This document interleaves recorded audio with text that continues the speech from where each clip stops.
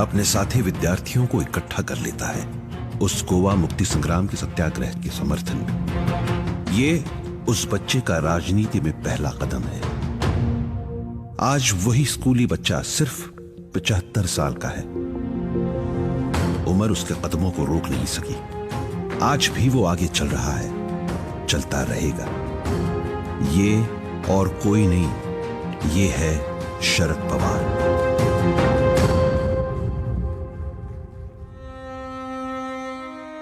बारामती की गोविंदराव और शारदाबाई पवार के सुपुत्र। जमीन से जुड़ने का उपदेश अपनी माताजी शारदाबाई से उन्हें मिला।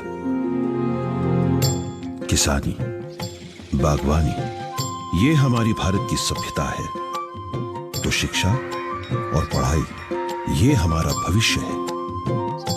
ये शारदाबाई के शब्द आज भी उनके दिल में छाप बनकर रह गए हैं। और शायद यही कारण है कि आज भी शरद पवार नाम का ये नेता जमीन से जुड़ा है। यही स्कूली बच्चा जो गोवा मुक्ति संग्राम के समर्थन में बच्चों को इकट्ठा कर लेता है, कॉलेज में उसके नेतृत्व और संगठन कौशल को 4 चांद लगने ही थे। अब इस युवा को एक अच्छे मार्गदर्शक की जरूरत थी, और क्या संयोग कि उन्हें यशवंतराव चौहान जैसे मार्गदर्शक मिले। यशवंतराव जी के मार्गदर्शन में शरद पवार ने युवक कांग्रेस में प्रवेश किया। युवक कांग्रेस के मंच से उन्होंने बारामती के विकास का काम हाथ में लिया।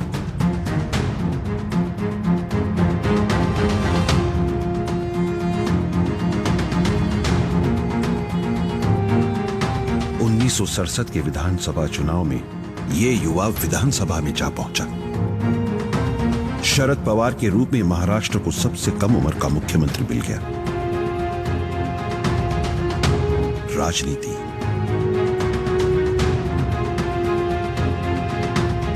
कला, साहित्य, कौन सा क्षेत्र नहीं था जो शरद पवार जी के लिए प्रिय नहीं था। क्रिकेट का क्षेत्र भी उनके नेतृत्व से अछूता नहीं रहा। Get it from Mr. Sharad Pawar, the president of the ICC.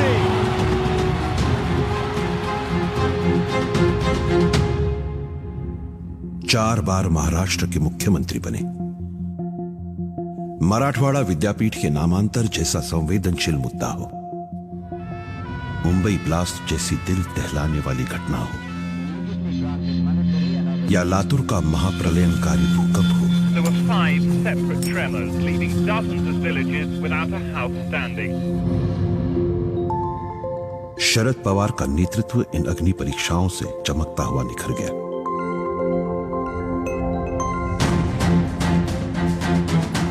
महिलाओं के लिए पुरुषों के बराबर का हक देने के लिए महिला नीति लाए।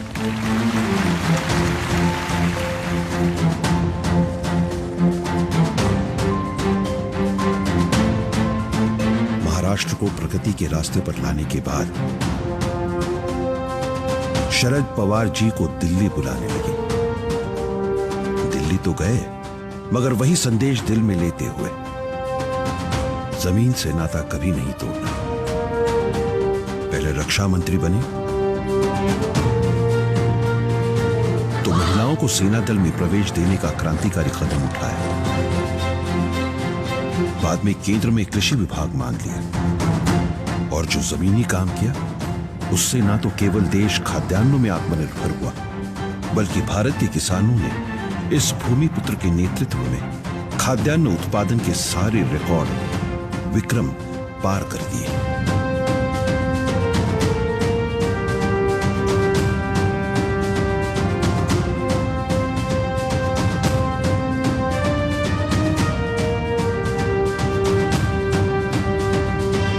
देश को जब विदेशी मुद्रा की जरूरत पड़ी थी, तो वो हमारे किसानों ने पूरी की।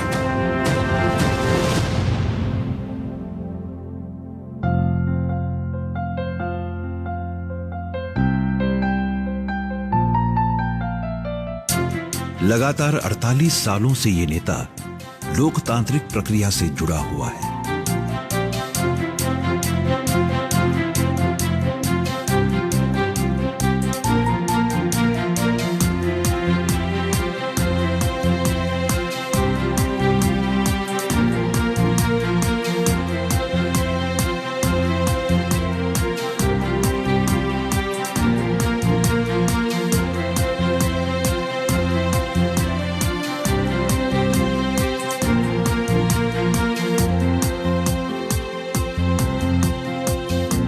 और संसद ने उनकी इस लोकतांत्रिक सेवा का गौरव उन्हें सर्वोत्कृष्ट सांसद पुरस्कार देकर किया है।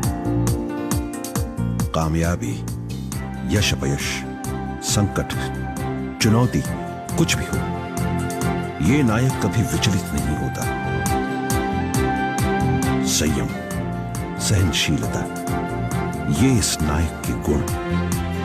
ये नायक है, भूमिपुत्र है, राज्य करता है, किसान है, अपने विरोधियों का भी दोस्त है,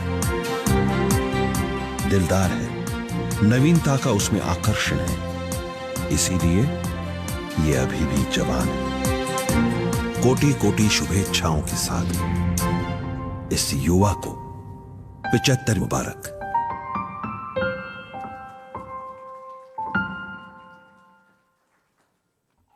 धन्यवाद। खरं तर आदरणीय पवार साहेबांचं आजवरचं कार्य इतकं सखोल आहे आणि इतकं व्यापक आहे की फक्त 7 ते 8 मिनिटांच्या चित्रफितीमध्ये ते बसवणं खूपच आव्हानात्मक आहे।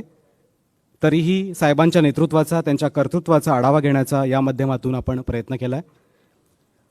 तंत्रज्ञांना विनंती आहे की बहुतेक एको येतोय, कृपया आपण पाहावं। यानंतर मी आजच्या कार्यक्रमाचे प्रमुख पाहुणे डॉक्टर DY पाटील साहेब तसेच इतर सर्व मान्यवर यांना विनंती करतो की त्यांनी विचारमंचावर येऊन आसनस्थ व्हावं। आदरणीय डॉक्टर DY पाटील साहेब, या कार्यक्रमाचे अध्यक्ष doctor Shripal Sabnis sir, MKCL फाउंडेशनचे chief mentor Shri Vivek Sawant sir, ज्येष्ठ पत्रकार व साहित्यिक श्री मधुकर भावे सर, ज्येष्ठ साहित्यिक आणि माजी आमदार श्री हेमंत टकले सर, या सर्व मान्यवरांना विनंती की त्यांनी कृपया विचारमंचावर आसनस्थ व्हावं।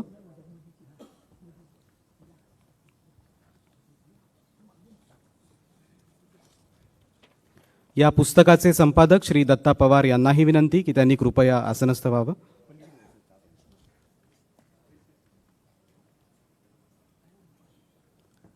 आदरणीय भावे सर,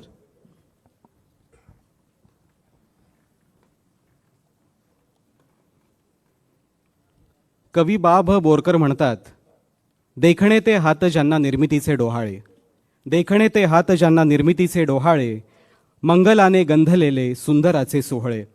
असाच सुंदर सोहळा आदरणीय पवार साहेबांच्या उपस्थितीमध्ये यशवंतराव चव्हाण सेंटरच्या या सभागृहात संपन्न होत आहे। गेली 50हून अधिक वर्षे महाराष्ट्राच्या राजकारणात, समाजकारणात कार्यरत असलेले आधुनिक महाराष्ट्राचे शिल्पकार, देशाचे ज्येष्ठ नेते आदरणीय शरद पवार साहेबांच्या कार्यकर्तृत्वाचा वेध घेणारा, राजकीय, सामाजिक, सांस्कृतिक, साहित्य, कला, क्रीडा, विज्ञान, तंत्रज्ञान, सहकार, उद्योग, कृषी, शिक्षण, संरक्षण, प्रशासन अशा विविध क्षेत्रातील 100 मान्यवरांच्या लेखांमधून व्यक्त होणारा 700 पानांचा मौलिक ग्रंथ 2 सिल्वर ओक आज 30 ऑगस्ट 2022 रोजी प्रकाशित होत आहे। खरंच मंगलानं गंधलेला हा सुंदराचा सोहळा आपल्या सर्वांच्या साक्षीनं संपन्न होत आहे आणि त्यासाठी आज आपल्याला प्रमुख पाहुणे म्हणून लाभले आहेत डॉक्टर DY पाटील साहेब। मी सर्वप्रथम या पुस्तकाचे संपादक श्री दत्ता पवार यांना विनंती करतो की त्यांनी डॉक्टर DY पाटील साहेबांचा सत्कार करावा।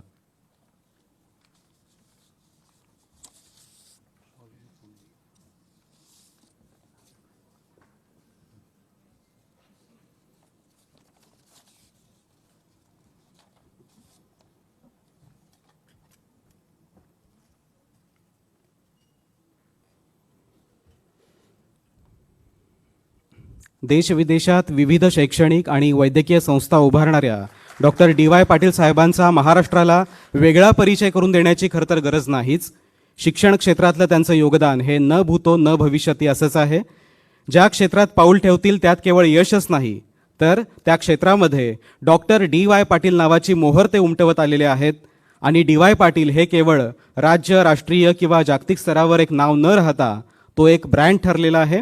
साहेब, आपण या सोहळ्यासाठी प्रमुख पाहुणे म्हणून लाभलात हे आम्ही आमचं भाग्य समजतो। 1964 सालापासून जवळपास मागच्या 55 ते 58 वर्षांपासून डॉक्टर DY पाटील साहेब आणि शरद पवार साहेब यांचा ऋणानुबंध जुळलेला आहे। त्रिपुरा, पश्चिम बंगाल आणि बिहार या राज्यांचं राज्यपालपद डॉक्टर DY पाटील साहेबांनी भूषवलेलं आहे। यानंतर मराठी साहित्य क्षेत्रामध्ये आपल्या विविध साहित्यकृतींनी जाणीवांचा नवा जागर मांडणारे, प्रागतिक पुरोगामी विचारांचा प्रत्यक्ष कृतीतून आणि थेट भूमिका घेऊन पुरस्कार करणारे, चिकित्सक वृत्ती आणि सामाजिक सांस्कृतिक संदर्भांचं ज्ञान व भान असलेले 89व्या अखिल भारतीय मराठी साहित्य संमेलनाचे अध्यक्ष, ज्येष्ठ साहित्यिक, समीक्षक, सडेतोड व रोखठोक भूमिका मांडणारे विवेकवादी विचारवंत डॉक्टर श्रीपाल सबनीस सर यांचा सत्कार करावा अशी मी या पुस्तकाचे संपादक श्री दत्ता पवार यांना विनंती करतो.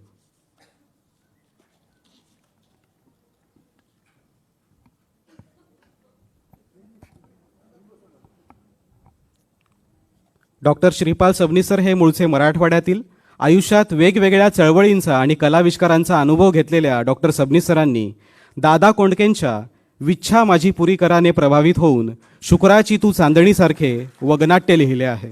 राजकारणावर आधारित सत्यकथा 82 किंवा क्रांतीसारख्या राज्यस्तरीय पारितोषिक विजेत्या एकांकिका त्यांनी स्वतः लिहिल्या आहेत. आदिवासी पाड्यावर जाऊन डफावर थाप देत त्यांनी शाहिरी सुद्धा केली आहे. पुढे त्यांनी समीक्षेची वाट चोखाळली. मुक्तक, उपेक्षितांची पहाट, ज्ञानेश्वर ते आंबेडकर, भारतीय प्रबोधन आणि नवआंबेडकरवाद, साने गुरुजी विचार समीक्षा, नामदेवांचे संतत्व आणि कवित्व ही त्यांची गाजलेली पुस्तकं.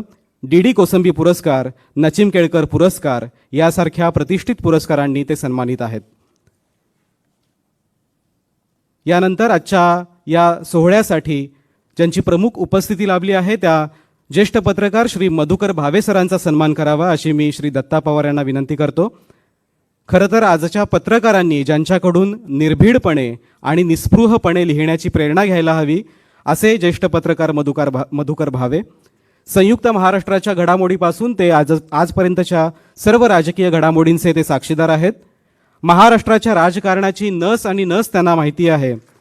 यशवंतराव ते विलासराव या गाजलेल्या पुस्तकातून त्यांनी राज्याचा राजकीय पट आपल्यासमोर उलगडलेला आहे. अनेक अज्ञात किस्से, कहाण्या यांचं भांडार आणि चालता बोलता विकिपीडिया असंच भावे सरांचं वर्णन करावं लागेल. याबरोबरच विचारमंचावर उपस्थित आहेत MKCL फाउंडेशनचे चीफ मेंटॉर माननीय श्री विवेक सावंत सर, त्यांचाही सन्मान करावा अशी मी श्री दत्ता पवार यांना विनंती करतो.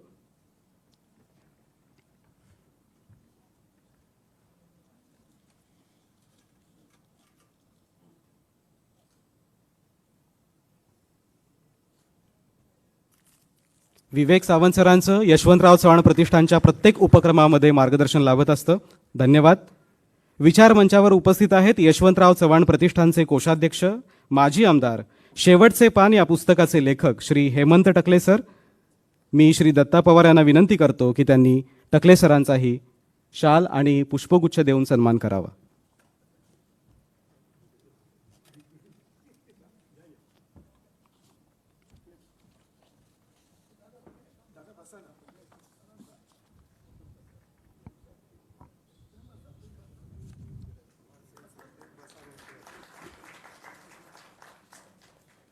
श्री दत्ता पवार यांना विनंती की आज पवार साहेब स्वतः वेळ काढून या कार्यक्रमासाठी उपस्थित आहेत, तेव्हा पवार साहेबांचाही आपण कृपया सन्मान करावा.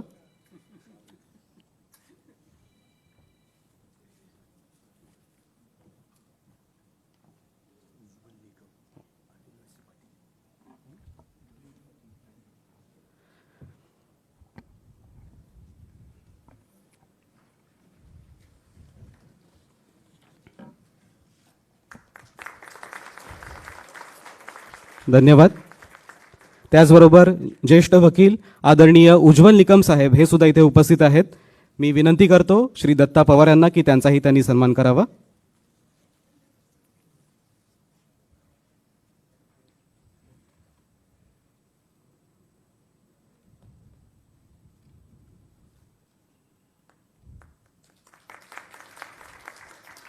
महाराष्ट्र राज्याचे माजी गृहमंत्री, ज्येष्ठ नेते श्री वळसे पाटील साहेब यांचाही सत्कार करावा अशी मी श्री दत्ता पवार यांना विनंती करतो.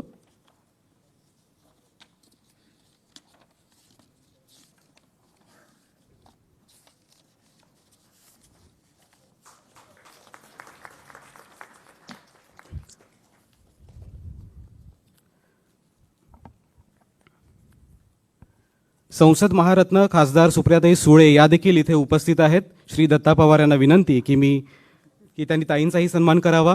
खरं तर आम्ही ताईंना जेव्हा या कार्यक्रमाविषयी विचारलं होतं की 2 सिल्वर ओक या पुस्तकाचं प्रकाशन करायचं आहे, ताई क्षणार्धात तयार झाल्या आणि ताईंची संसदीय कारकीर्द किती उज्ज्वल आहे, त्यांची संसदेतील भाषणं आपण कायमच ऐकत असतो.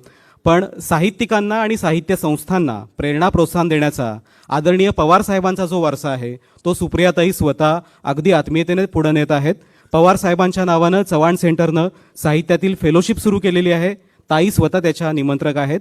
ताईंविषयी विशेष कृतज्ञता व्यक्त करतो आणि या पुस्तकाचे संपादक श्री दत्ता पवार यांना विनंती करतो की त्यांनी कृपया या कार्यक्रमाचं स्वागत आणि प्रास्ताविक करावं.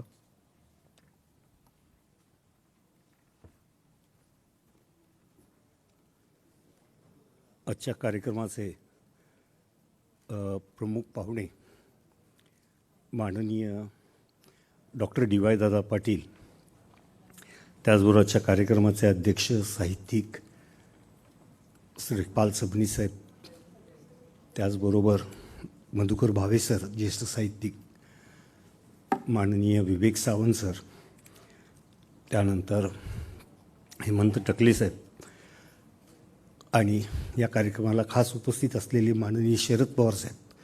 खरं म्हणजे मलाच धाप लागली आहे, साहेबांच्या समोर साहेबांच्या भाषण करायचं हे थोडं वेगळे पण वाटत आहे. परंतु माननीय शरद पवार साहेब, उज्ज्वल निकम साहेब, दिलीप वळसे पाटील, सुप्रियाताई, हे सर्व लोक या कार्यक्रमाला उपस्थित झाले, याकरता मी त्यांचं सर्वांचं प्रथम स्वागत करतो. त्यानंतर आपण सर्व लोक उपस्थित झालात त्याबद्दल मी आपल्याही स्वागत करतो. त्याचबरोबर मीडियामधली लोक झाडून उपस्थित राहिली त्याबद्दल त्यांचंही मी स्वागत करतो. 2 सिल्वर ओक हे पुस्तक प्रकाशित करावं असं मला एका पवारांनी सुचवलं. पवार म्हणजे डॉक्टर डी.वाय. पाटील. आणि ते मी मनावर घेतलं आणि खरोखरच ते पुस्तक इतकं सुंदर होईल असं मी स्वप्नातही पाहिलं नव्हतं. त्या पुस्तकाचा त्याच्या पाठीमागचा उद्देश केवळ एवढाच होता की जास्तीत जास्त लोकांपर्यंत ते पुस्तक पोचायला हवं. जर ते पुस्तक जास्तीत जास्त लोकांपर्यंत पोचलं तर माननीय पवारसाहेबांच्या गेल्या 55 वर्षाच्या कारकिर्दीमध्ये विविध क्षेत्रात त्यांनी जी कामं केली आहेत ती कामं लोकांच्या समोर येतील. महाराष्ट्र राज्यामधल्या प्रत्येक कार्यकर्त्याने जर ही गोष्ट मनात आणली की आपण वाचक वर्गापर्यंत हे पुस्तक पोचवावं आणि त्यानिमित्तानं पवारसाहेबांचं कार्य घराघरात पोचवावं, हा मूळचा उद्देश माझा या पुस्तकापाठीमागं होता. पवारसाहेबांनी साथ दिली, सुप्रियाताईंनी साथ दिली आणि पुस्तक साकार झालं. या पुस्तकामध्ये काम करत असताना अशोक चाफेकर साहेब, त्यानंतर योगेश भाटे, गिरीश राव, त्याचबरोबर रामदास वाकचौरे, पराग पोद्दार, या सर्व लोकांची मौलिक मदत मला या कार्यक्रमाच्या निमित्तानं झाली आणि या पुस्तकाच्या निमित्तानं झाली. या सर्वांच्या कष्टातून, त्यांच्या विचारातून हे पुस्तक आज महाराष्ट्रासमोर ठेवताना मला प्रचंड अभिमान वाटतो की पवारसाहेबांचा एकत्रित असं काम आजवर कुठल्या पुस्तकात प्रकाशित झालं नव्हतं, ते आज या ठिकाणी या कार्यक्रमाच्या निमित्तानं आपण प्रकाशित करत आहोत. खरं म्हणजे पुस्तक हे पुस्तक नसून हा एक संदर्भ ग्रंथ ठरावा अशा आशेनेच आपण त्या पुस्तकाचं, त्या ग्रंथाचं निर्मिती आपण केलेली आहे. हे पुस्तक जो महाराष्ट्रातला तरुण, युवा नेतृत्व करणारे युवक, या सगळ्या लोकांनी जरी पुस्तक वाचलं तर पवारसाहेबांचं कार्य जे माहिती नाही ते सुद्धा माहिती होईल, अशा स्वरूपाचं या पुस्तकाचं वैशिष्ट्य आहे. अर्थात 700 पानं म्हणजे फार मोठी झाली पानं, कारण पुस्तकाचं वजनच 1600 ग्रॅम आहे. त्यामुळे ते पुस्तक एका हातात धरून वाचण्यासारखं नक्कीच नाही आहे, त्याला पुढे टेबल जरूर लागेल. अशा स्वरूपाचा तो ग्रंथ, महाग्रंथ तो माझ्या हातनं घडला, याकरता मी स्वतःला शतभागी समजतो. त्याचबरोबर या कार्यक्रमाच्या निमित्तानं आपण सर्व लोक उपस्थित झालात, कारण पवारसाहेब समोर बसलेले असताना मी काय बोलावं हा माझाच मोठा प्रश्न आहे. मी पुस्तकाविषयीच तेवढं बोलू शकतो, यापेक्षा जास्त काही बोलू शकत नाही. परंतु हा ग्रंथ जर महाराष्ट्र राज्यातल्या आमदारांनी, नगरसेवकांनी, पंचायत समिती सदस्यांनी, जिल्हा परिषद समितीच्या सदस्यांनी यांनी सगळ्यांनी जर ठरवलं तर गावागावापर्यंत हे पुस्तक पोचायला वेळ लागणार नाही आणि लोकांपर्यंत पवारसाहेबांचं काम पोचल्याशिवाय राहणार नाही. हाच एक मनोदय या ठिकाणी व्यक्त करतो आणि माझे 2 शब्द संपवतो. जय हिंद, जय महाराष्ट्र. धन्यवाद श्री दत्ता पवार सर. आपण अत्यंत संक्षिप्त रूपामध्ये आपलं जे मनोगत मांडलं ते खरंच खूप मौलिक होतं. महाराष्ट्राच्या आणि देशाच्या राजकीय पटावरचं एक अग्रगण्य नाव म्हणजे शरद पवार साहेब. कुणासाठी ते मातबर राजकारणी, कुणासाठी डावपेच धुरंधर, कुणासाठी तेल लावलेले पैलवान, कुणासाठी देशाचा अभिमान, कुणासाठी जाणता राजा तर कुणासाठी विकासाचा महामेरू, कुणासाठी कर्तृत्वाची उत्तुंगता तर कुणासाठी आश्रय देणारा आधारवड. अशा विविधांगांनी अवकाश व्यापलेलं हे असामान्य उत्तुंग व्यक्तिमत्व. पवार साहेबांच्या कर्तृत्वाचा अवकाश शब्दांच्या कवेमध्ये घेणं तसं अवघडच, पण ते अवकाश समजून घेतानाच शरद पवार या व्यक्तिमत्वाची विशालता आपल्याला उमगेल आणि ही विशालता नेमकेपणाने उमगावी यासाठीच हा पुस्तक प्रपंच 2 सिल्वर ओक. मी मान्यवरांना विनंती करतो की 2 सिल्वर ओक या पुस्तकाचं त्यांनी प्रकाशन करावं.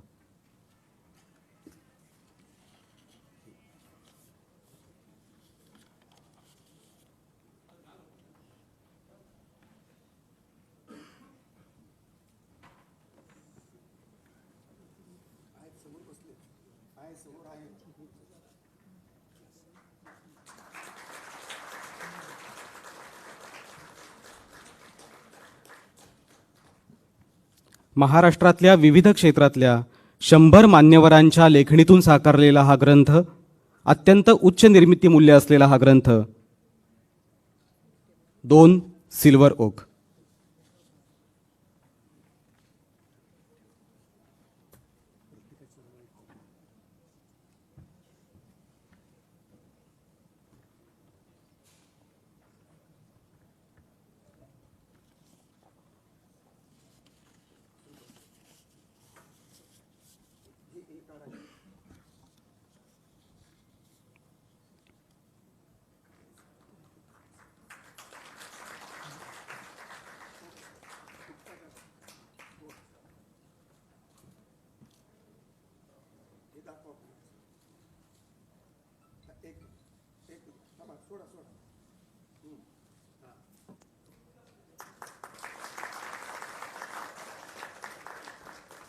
धन्यवाद.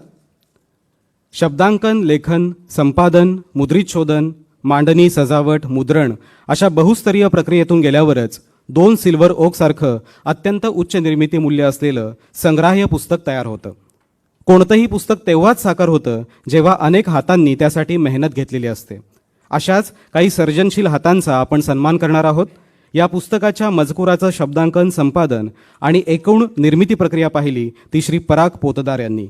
लोकमत सारख्या आघाडीच्या वृत्तपत्र समूहात 18 वर्षांचा पत्रकारितेचा अनुभव असलेले, पत्रकारितेमध्ये 2 सुवर्ण पदकांसह विविध पुरस्कारांनी सन्मानित असलेले श्री पराग पोतदार यांना मी विनंती करतो की त्यांनी कृपया विचारमंचावर यावं आणि श्री आदरणीय डॉक्टर श्रीपाल सबनीस सरांना मी विनंती करतो की त्यांनी पराग पोतदार यांचा सत्कार करावा.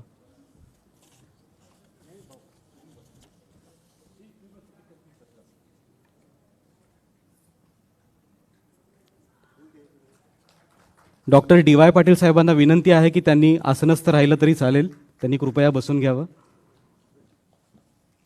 यानंतर या पुस्तकाचं देखणं मुखपृष्ठ साकारणारे मांडणी सजावटकार रामदास वाकचौरे यांना विनंती की त्यांनी विचारमंचावर यावं. रामदास वाकचौरे. डॉक्टर श्रीपाल सबनीस सरांना मी विनंती करतो की त्यांनी रामदास वाकचौरे यांचा सत्कार करावा.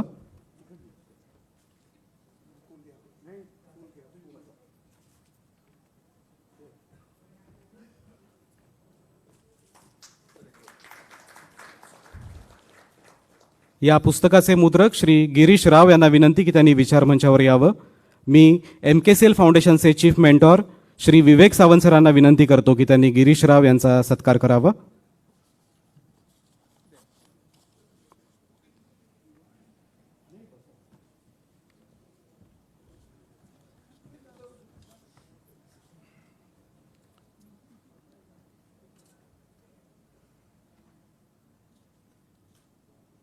यानंतर श्री अशोक चाफेकर यांना विनंती. या संपूर्ण पुस्तकाच्या निर्मितीमध्ये ज्यांचा प्रत्यक्ष अप्रत्यक्ष सहभाग आहे अशा काही सदस्यांना आपण इथे आमंत्रित करत आहोत. श्री अशोक चाफेकर यांनी विचारमंचावर यावं. मी श्री मधुकर भावे सरांना विनंती करतो की त्यांनी अशोक चाफेकर यांचा सत्कार करावा.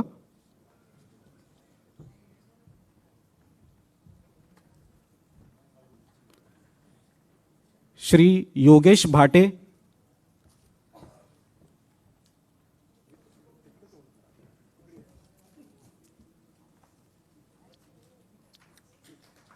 यानंतर श्री योगेश भाटे यांनी विचारमंचावर यावं. मी श्री विवेक सावंत सरांना विनंती करतो की त्यांनी योगेश भाटे यांचा सन्मान करावा.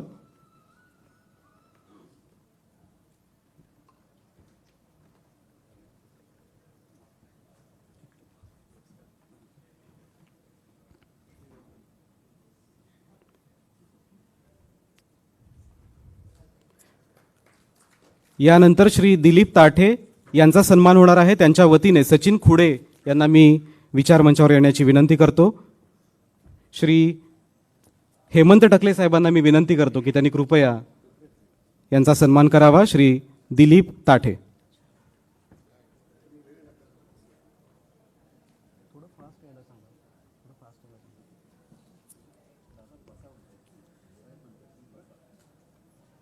यानंतर अमित बोरगे यांना विनंती. यानंतर महेश साळी यांनी विचारमंचावर यावं. श्री हेमंत टकले सरांना विनंती करतो की त्यांनी श्री महेश साळी यांचा सन्मान करावा.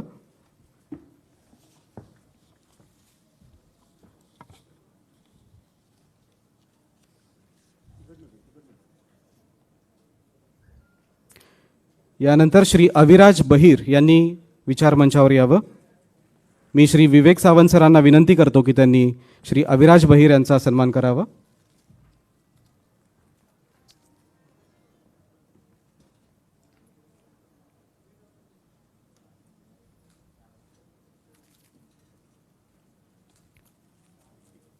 धन्यवाद.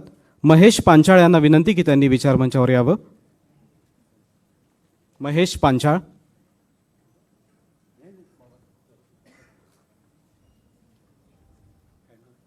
महेश पांचाळ.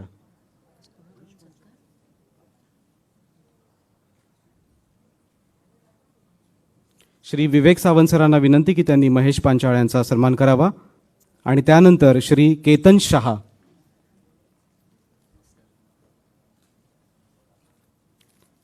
मी डॉक्टर श्रीपाल सबनीस सरांना विनंती करतो की केतन शहा यांचा आपण सन्मान करावा.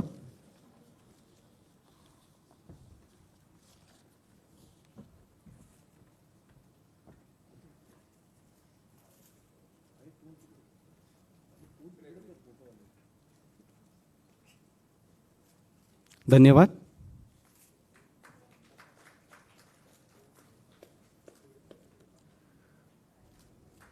मान्यवरांना विनंती की त्यांनी आसनस्थ व्हावं. धन्यवाद. यानंतर आपण मान्यवरांचे विचार ऐकणार आहोत. सर्वप्रथम या कार्यक्रमाचे प्रमुख पाहुणे डॉक्टर DY पाटील साहेबांनी आपले विचार ध्वनिचित्रफितीच्या माध्यमातून आपल्यापर्यंत पाठवलेले आहेत. कृपया ती ध्वनिचित्रफित सुरू करण्यात यावी.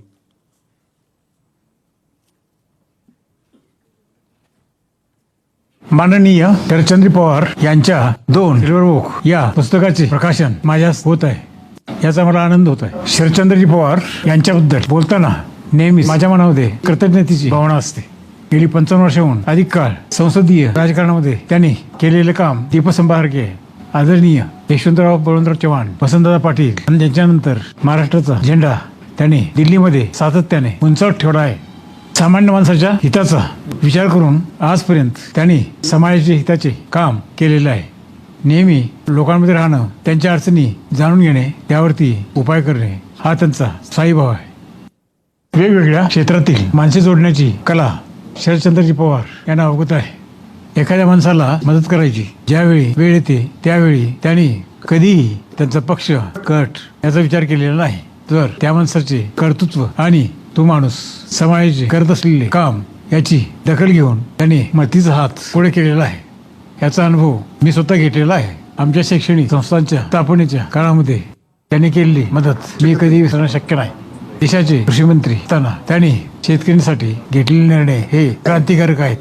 महाराष्ट्राच्या राजकारणामध्ये काम करत असताना त्यांच्याबरोबर काम करण्याची संधी मिळालेली आहे. त्यांना नेहमीच माझ्या सदिच्छा आहेत. जय हिंद, जय महाराष्ट्र. धन्यवाद. यानंतर ज्येष्ठ पत्रकार आणि साहित्यिक श्री मधुकर भावे सरांना मी विनंती करतो की या प्रसंगी त्यांनी आपले विचार व्यक्त करावेत.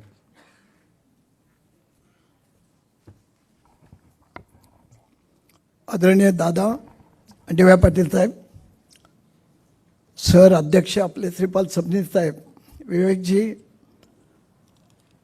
हेमनजी टकले साहेब, लेखक दत्ताभाऊ, समोर बसलेले आदरणीय पवार साहेब, दिलीप भाऊ, सगळं सभागृह आणि मागे बसलेल्या सुप्रियाताई. काही क्षण बोलायचे नसतात, अनुभवायचे असतात. आजचा कार्यक्रम मला असं वाटतं अनुभवण्याचा आहे, अनुभूतीचा आहे. पण दत्ताभाऊ, तुम्ही खूप भाग्यवान आहात. याच्याकरता की मी पण पवार साहेबांवर पुस्तक लिहिलं 350 पानाचं, एकमेव नाव त्याचं. 10 वर्ष झाली त्याचं प्रकाशन होऊन. पवारसाहेब म्हणाले, माझ्या पुस्तकाला मी कसा काय हजर राहू? आज तर इथे हजर राहिले, केवढं नशीब आहे तुमचं. त्याचं नाव एकमेव पुस्तकाचं.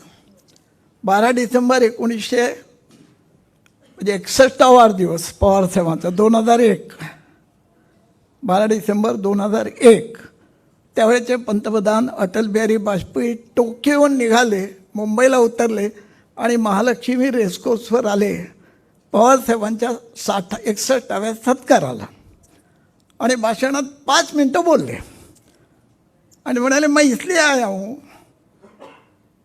कि राज्यसभा और लोकसभा के 750 सांसद है, उसमें अकेले एक शरद पवार निकले जिन्होंने कहा कि भूकंप से कैसा झूलना मैं जानता हूँ, गुजरात में भूकंप हुआ है, मैं जाना चाहता हूँ. तो जो शब्द वापरला वाजपेयी साहेबांनी, अकेले, त्याचं मराठी भाषांतर मी एकमेव असं केलं आणि त्याच्यावर मी 300-350 पानाचा ग्रंथ केला. त्यावेळेचे सत्तेमध्ये बसलेले लोक विरोधी पक्षाच्या नेत्याच्या कृतीचा अंदाज घेऊन त्याच्यावर काम सोपून ते काम कसं करून घ्यायचं अशा सुसंस्कृत वातावरणाचं मी आत्ता वर्णन करतोय, सध्याचे वर्णन करतोय. ते पवार साहेब, त्यांना डिझास्टर मॅनेजमेंटचं प्रमुख केलं वाजपेयीने आणि गुजरातला ते केले.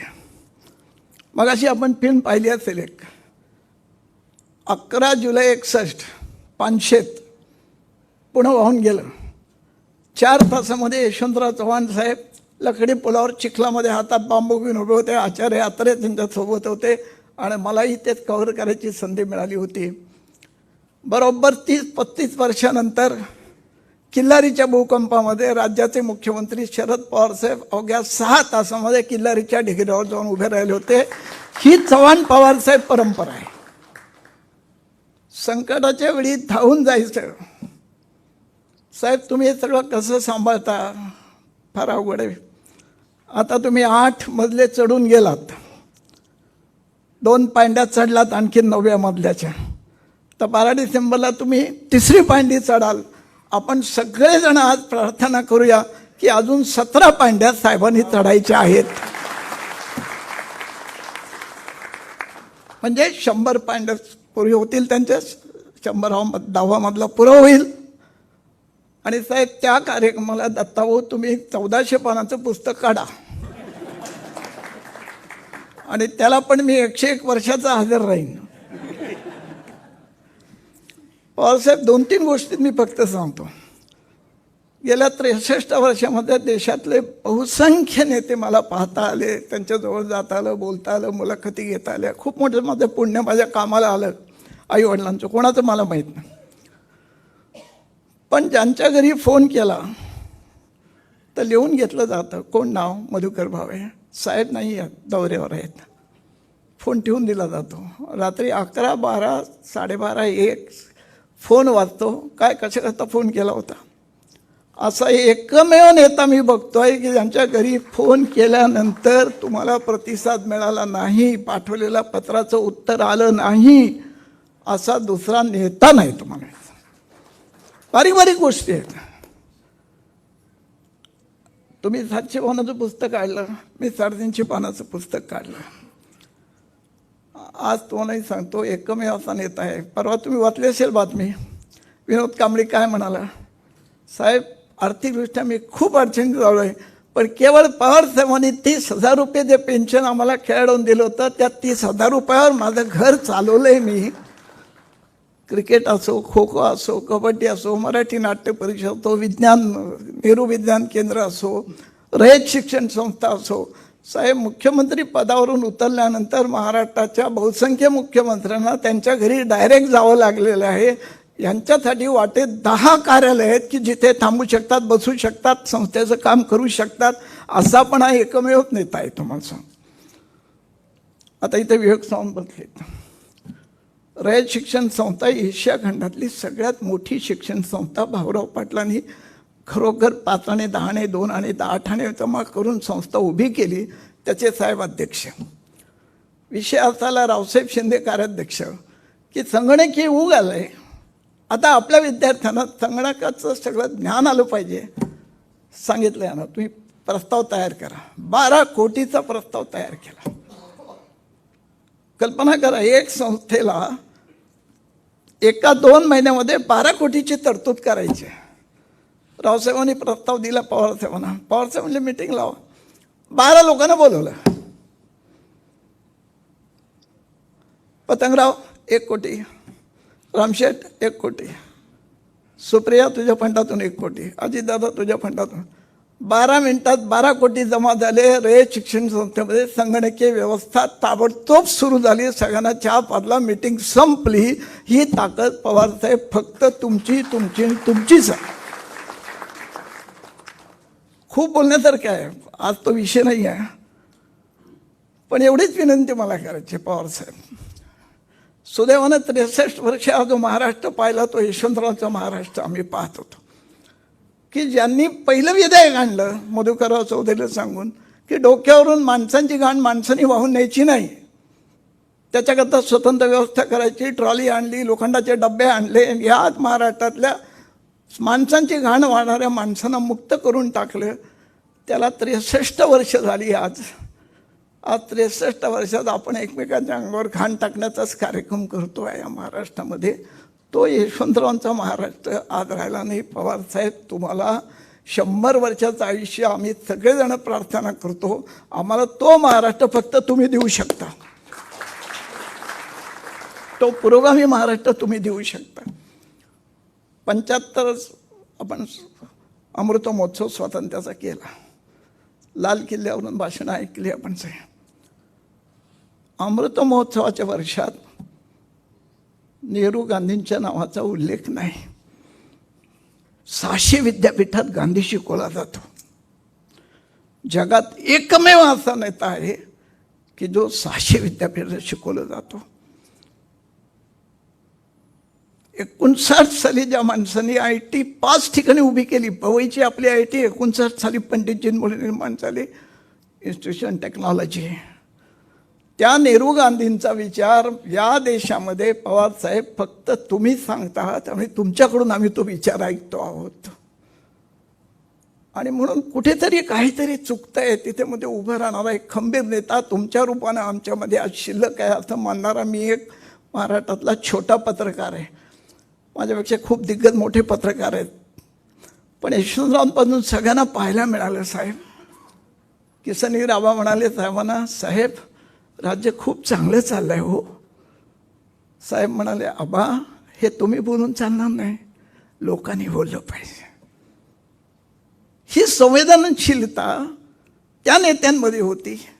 यशवंतरावांपासून हा सगळा जो महाराष्ट्र घडला गेल्या 50 वर्षामध्ये, त्यात पवारसाहेब तुमचं योगदान किती मोठं आहे, किती मोठं आहे. 700 पानं जर खूप झाली, ते पुस्तक घेऊन जायला सुद्धा अवघड आहे. पण 700 पानात मावणारे पवारसाहेब नाहीत.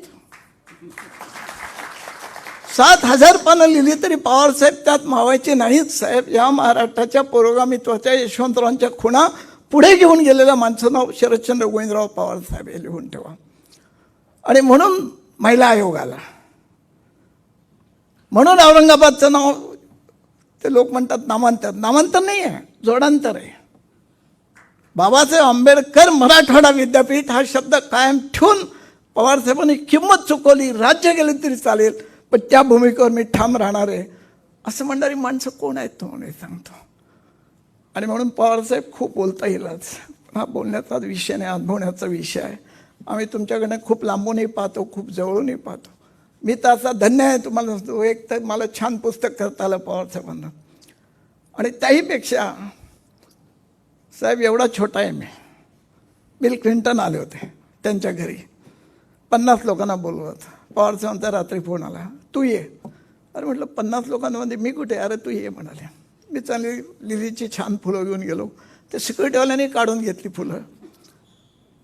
पवारसाहेबांनी म्हणलं नाही आपल्याला गुच्छ द्यायचं आहे एक म्हणाले. त्यांच्या हातात दिला. नाही म्हणाले तूच दे.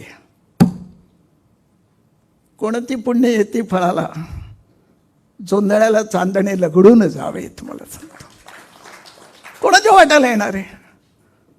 पवारसाहेबांच्या हस्ते माझा श्रीनिवास पाटलांचा सत्कार झाला. साहेब, मी मला भाषणाकरता सांगत नाही साहेब, मला संकोच वाटत होता.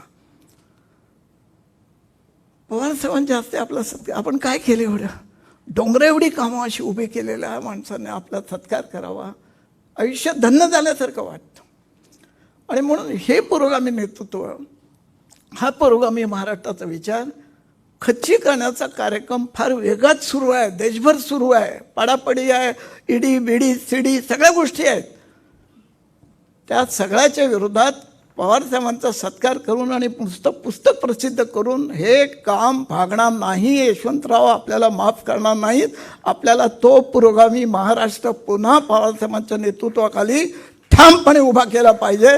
आणि पवारसाहेब त्याकरता जे लागेल ते करण्याची आमची आज 83व्या वर्षी सुद्धा तयारी आहे. मुद्दा मी जाहीरपणे तुम्हाला सांगतो. ती निर्भय पत्रकारिता संपल्यासारखी वाटते, त्या सगळ्या वाहिन्या शरण गेल्यासारख्या वाटतात. आणि म्हणून तो महाराष्ट्र आपल्याला पुन्हा उभा करायचा आहे. तो यशवंतरावांना अपेक्षित होता, यशवंतरावांनी घडवला होता, वसंतरावांनी घडवला होता, दादांनी घडवला होता, मोहिते साहेबांनी घडवला होता. या सगळ्या माणसांनी घडवलेला शरद पवार साहेबांचा महाराष्ट्र आहे. आणि म्हणून मी काही पुस्तक वाचलं नाही, आता वाचेन. माझा लेख आहे त्यात 397 पानावर, पाहिला मी, हळूच पाहिला,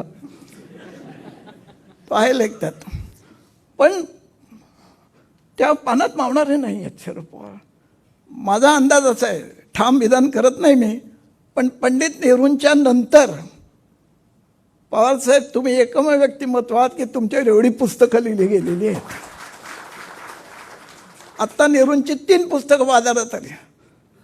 त्यात नरेंद्र चपळगावकरांचं पुस्तक वाचा मुद्दाम, अप्रतिम पुस्तक त्यांचे दिलेलं आहे.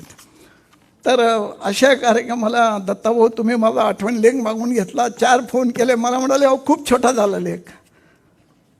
अरे म्हटलं पवारसाहेबांना लिहायचं म्हटलं तरी मग लिमर लिहिता येतील, पण मी त्यात आठवण लिहिली मुद्दाम, तेवढी सांगतो आणि थांबतो. माझ्या मुलीचं लग्न होतं, तारीख होती 28 नोव्हेंबर 98. त्या दिवशी गोवारीचा बंद होता. नागपूरला 101 लोक चिरडून मेले गेले. आणि मुंडे साहेबांनी, बाळासाहेबांनी असं मोठं आंदोलन केलं, महाराष्ट्र बंद. आणि त्याच दिवशी मी ते शिवाजी पार्कचं तो मैदान घेतलं होतं मागे, जे वनिता समाज, आणि त्याचे 80,000 रुपये भरले होते. आणि ते म्हणाले कार्यक्रम रद्द झाला तर परत काही करणार नाही. मी मेलो म्हटलं, 80,000 रुपये गेलं तर करणार काय? पगार होता तेव्हा 1400. काय करायचं? पवारसाहेबांना फोन केला. म्हटलं पवारसाहेब मी तर लग्नात मुलीचं आमंत्रण दिलं आहे, पण अशी अशी अडचण आहे. कुठे आहे तू? म्हटलं मुंबईला आहे. कुठे पाठवायची मदत? पत्ता दिला मी, फोन ठेवून दिला. 5 मिनिटांनी सांबरा नावाचे मुंबईचे CP त्यांचा फोन आला. म्हटलं भावेश जी बोल रहे हैं, CM साहब ने आदेश दिया है, बोले आपको कहाँ मदद चाहिए? म्हटलं ठाणा में. मुलाकडचे लोक ठाण्याला राहत होते. तो CP ठाणे का प्रॉब्लेम आहे, बट डोंट वरी. त्यांनी CP ठाण्याला फोन केला. CP ठाण्याचा मला फोन आला आणि माझ्या जावयाच्या घरची वरात चीनचं सैन्य चालून येते अशा बंदोबस्तात पोलिसांच्या ह्याच्यात त्या ठिकाणी आणली गेली. एका फोनने माझी मिसेस अत्यावस्था होती, करोना नव्हता, युरिनल इन्फेक्शन होतं, ॲम्ब्युलन्स मिळेना. साहेबांना फोन केला, काय प्रॉब्लेम आहे रे, म्हटलं असं असं आहे. फोन ठेवून दिलं नाही. 2 मिनटात राजेश टोपेंचा फोन आला आणि साहेब नुसता फोन नाही आला, त्याच्यामध्ये एस्कॉट, पोलीसचं पण एस्कॉट पुढे दिलं गेलं आणि तिला वाचवलं आम्ही. तो साहेब हे शब्दात सांगता येणारं नाही आहे, हे ऋण फिटणारं नाही आहे. आणि म्हणून तुमची जी उंची आहे त्या उंचीच्यावर 6 शरद पवार उभे केले ना तरीसुद्धा तुमची उंची कमी पडेल. एवढी तुमची सगळ्या कामाची उंची आहे. 10 संस्था सांभाळतात, सोपी गोष्ट नाही आहे. आणि म्हणून दत्ताभाऊ तुम्ही खूप चांगलं काम केलं आहे. आता मी वाचतो, नंतर त्याच्यावर पुन्हा माझा आर्टिकल पुढच्या आठवड्यात लिहितोच, तो भागच वेगळा.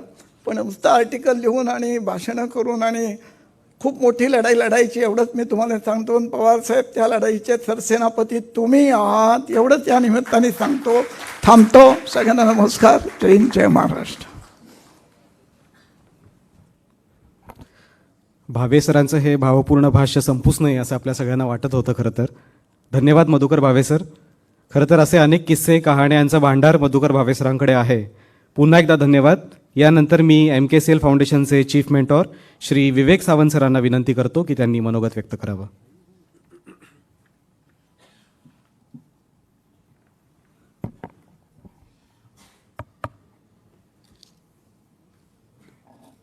विचारपीठावरचे सर्व सन्माननीय आणि आदरणीय पवारसाहेब, आदरणीय श्री दिलीप वळसे पाटील साहेब, त्याचप्रमाणे खासदार श्रीमती सुप्रिया सुळेताई आणि उपस्थित असलेले सर्व पवारसाहेबांचे चाहते. कार्यक्रम पत्रिकेमध्ये मी आज बोलणं अपेक्षित नव्हतं, परंतु बहुतेक काही वक्ते येऊ शकले नाहीत, त्यामुळे मला विनंती केली गेली. हा माझा अतिशय मोठा असा सन्मान मी समजतो. आजच्या या पुस्तक प्रकाशनामध्ये मला सहभागी होता आलं हे 2 कारणांनी मला महत्त्वाचं वाटतं. एक म्हणजे इतका मोठा ग्रंथ जो पवारसाहेबांवर लिहिला गेला, तो लिहित असताना मला श्रीयुत दत्ता पवार यांचा फोन आला की तुम्हीसुद्धा याच्यामध्ये लेखन करा. तर मला त्यांनी खूप मोठमोठ्या लेखकांची नावं सांगितली आणि माझी छातीच दडपून गेली की इतके लोक ह्याच्यात लिहिणार आहेत आणि आपण ह्याच्यात लिहिणं. तर त्याच्यामुळे मी श्री दत्ता पवार यांचं ऋण आपल्यासमोर व्यक्त करतो की त्यांनी ही संधी मला दिली. आणि दुसरं कारण असं की या निमित्ताने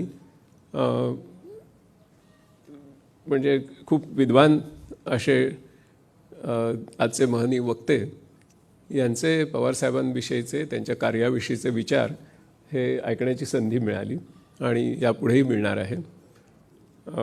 मधुकर भावे सरांसारखं एक व्यक्तिमत्व ज्याच्यामध्ये विचार आणि भावना दोन्हीचा इतका सुंदर परिपोष करणारं एक व्याख्यान आत्ता आपण ऐकलं. मी सुद्धा पवारसाहेबांचे अनेक असे प्रसंग आपल्याला सांगू शकीन. वेळेच्या मर्यादेचं मला भान आहे, परंतु साररूपाने सांगायचं तर आज मला अतिशय आनंद वाटतो की दिलीपराव इथे आहेत. आणि ज्यावेळेला 21सावं शतक सुरू होत होतं त्यावेळेला आपण फक्त आपल्या जीवनामध्ये डिजिटल टेक्नॉलॉजी वापरणार नसून आपलं जीवन डिजिटल टेक्नॉलॉजीमध्ये जगणार आहोत. डिजिटल इकॉलॉजी ही येणार आहे आणि त्याच्यामध्येच नव्या जगाच्या आपल्या ग्रामीण भागातल्या युवांचं भवितव्य उज्ज्वल करण्याची क्षमता दडलेली आहे. हे इतक्या आधी ओळखणारे मला असं वाटतं की जसं भावे सरांनी नेहरूंच्या नंतर पवारसाहेबांचं नाव घेतलं, तसंच मी म्हणेन की राजीव गांधींच्या नंतर हे ओळखणारे आणि त्यासाठी आपली सर्व राजकीय इच्छाशक्ती आमच्यासारख्या तंत्रज्ञानातल्या लोकांच्या मागे उभे करणारे हे पवारसाहेबांसारखे दुसरे नेते मी बघितले नाहीत. आज या प्रसंगी मी अतिशय नम्रपणे सांगतो की जर पवारसाहेबांसारखं नेतृत्व महाराष्ट्रामध्ये नसतं तर आम्ही महाराष्ट्र ज्ञान महामंडळाच्या माध्यमातून 1.5 कोटी मुलांना संगणक साक्षर केलं आणि त्यापेक्षा कितीतरी जास्त लोकांना अनेक संगणकीय सेवा दिल्या आणि महाराष्ट्राला देशातलं नंबर 1चं राज्य बनवलं. इतकंच नव्हे तर 170 देशातले विद्यार्थी हे आमच्या महाराष्ट्र ज्ञान महामंडळाचे अभ्यासक्रम जगामध्ये करतात. हे काहीही शक्य झालं नसतं. मला ते दिवस आठवतात 1999 सालचे, की ज्यावेळेला आपण डिजिटल साक्षरतेचं एक मोठं मिशन सुरू करावं असं प्रोफेसर राम ताकवले, डॉक्टर विजय भटकर, मी असे आम्ही सगळेजण ज्यावेळेला पवारसाहेबांकडे जायचो त्यावेळेला अक्षरशः त्यांच्या अनेक व्यस्त अशा कामामधून ते ह्याच्यासाठी खास वेळ द्यायचे आणि त्यांनी जी संपूर्ण या कार्यक्रमाला जो आपला एक पाठिंबा दिला, एक त्याच्यामागे संपूर्ण शासनाची शक्ती उभी केली, त्यामुळेच हे घडू शकलं. मी अनेक राज्यांमध्ये पुढे या कार्यक्रमाचा विस्तार करण्याचा प्रयत्न केला. त्यासंबंधी सांगेन की प्रत्येक ठिकाणी गेल्यानंतर सादरीकरण केल्यानंतर सगळे मुख्यमंत्री निरनिराळ्या राज्यांचे नेहमी मला विचारायचं की हे सगळं एवढं मोठं हे सगळं कसं काय झालं. तर मी त्यांना सांगायचो की हे ॲक्च्युली पवारसाहेबांमुळे झालं. मग त्यांना एकदम खात्री पटायची की एवढे मग बरोबर आहे, करेक्ट आहे, त्याच्याशिवाय होऊच शकत नाही, इतकी मोठी गोष्ट होऊ शकत नाही. आणि असं म्हणून अनेक राज्यांमध्ये या महाराष्ट्र ज्ञान महामंडळाचा विस्तार झाला. त्या ठिकाणी निरनिराळ्या राजकीय पक्षांचे मुख्यमंत्री असूनही पवारसाहेबांचं नाव सांगितल्यानंतर सर्व ठिकाणी दारं उघडली गेली. तिथे पक्षीय असा काहीही भेदाभेद झाला नाही, हेही मला नमूद करावं असं वाटतं. आज या प्रसंगी मला असं वाटतं की आता जसं त्यावेळेला एक आपण डिजिटल युगामध्ये प्रवेश करत होतो, एक डिजिटल क्रांती सगळ्या जगाच्या उंबरठ्यावर आली होती. आज आपण असं म्हणू शकतो की पहिल्या महायुद्धानंतर जगामध्ये पीपल्स रिपब्लिक ऑफ रशिया तयार झालं, दुसरं महायुद्ध झालं, त्याच्यानंतर पीपल्स रिपब्लिक ऑफ चायना तयार झालं. कोविडची महासाथ जी आली ते एक प्रकारचं तिसरं महायुद्ध होतं. पण या महायुद्धानंतर काय झालं तर पीपल्स रिपब्लिक इन क्लाउड तयार झालं. तुम्ही आत्ता सगळे बसलेले आहात, तुम्ही सगळेजण क्लाउडवर आहात. ही सभासुद्धा क्लाउडवर गेलेलीच आहे आणि चाललीच आहे. म्हणजे कारण सगळ्या लोकांना डिजिटल टेक्नॉलॉजीशिवाय पर्याय नाही हे पटलं. 2 गोष्टींची गरज पडली, एक म्हणजे कृषी आणि दुसरं म्हणजे डिजिटल टेक्नॉलॉजी. एवढ्या 2च गोष्टी चालू होत्या जगामध्ये. आणि त्यावेळेला मी राहून मला पवारसाहेबांची आठवण येत होती. त्याच काळात हा लेख लिहिण्याची विनंती झाली आणि त्याच्यामुळे एका अतिशय भावनेच्या परमोच्च बिंदूमध्ये असताना मी ते लेखन केलं. आज ज्या वेळेला क्लाउड कम्प्युटिंग आलेलं आहे त्यावेळी मला असं वाटतं की आता आपल्याला 4थ्या औद्योगिक क्रांतीमध्ये प्रवेश करायचा आहे.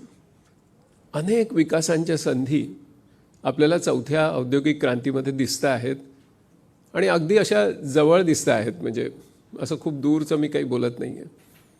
आणि गावोगाव आपण जातो तर आमच्या सेंटर्समध्ये इकडे तिकडे तर मुलं आता IoTमध्ये खेळत आहेत, मुलं आता आर्टिफिशियल इंटेलिजन्सचे वापर करू लागली आहेत आणि अशी कितीतरी गोष्टी घडत आहेत. अशा वेळेला आपल्याला चीनच्या पुढे जाणारी एक आर्टिफिशियल इंटेलिजन्समधली सुपर पॉवर, जसं आम्ही सुपर कम्प्युटिंगमध्ये एक we went into the select league of super computing nations 1991 मध्ये, तसंच आता आपल्याला आर्टिफिशियल इंटेलिजन्समध्ये जाण्यासाठी एका विजिगीषू अशा नेतृत्वाची गरज आहे. आणि मला असं वाटतं, कुठलीही अतिशयोक्ती न करता अनेक वेळा मी पवारसाहेबांची चर्चा केली आहे, त्यांच्याकडून खूप पाठिंबा मिळवलेला आहे. अनेक अडचणीच्या प्रसंगी त्यांनी मला अक्षरशः असं झेलून घेतलेलं आहे.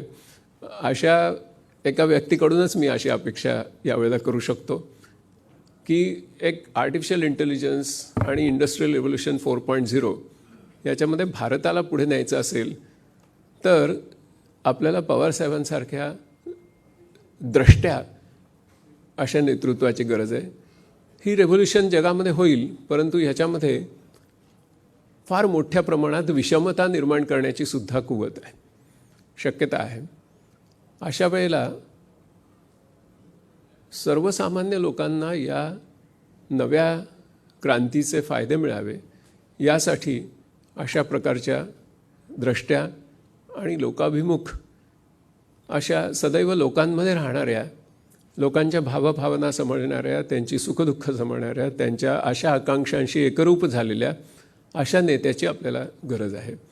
आणि त्याच्यामुळे पवारसाहेब ते नेतृत्व देतील याची मला खात्री आहे. ज्यावेळेला आम्हाला ते डिजिटल टेक्नॉलॉजी गावोगाव पोचवण्यासाठी ज्यावेळेला मदत करत होते, त्यावेळेलासुद्धा ते कुठल्याही अशा फार मोठ्या मंत्रिपदावर वगैरे नव्हते. तरीसुद्धा ते असले की तिथे एक पॉवर असते, एक शक्ती असते. ते जिथे असतात तिथे ती असतेच.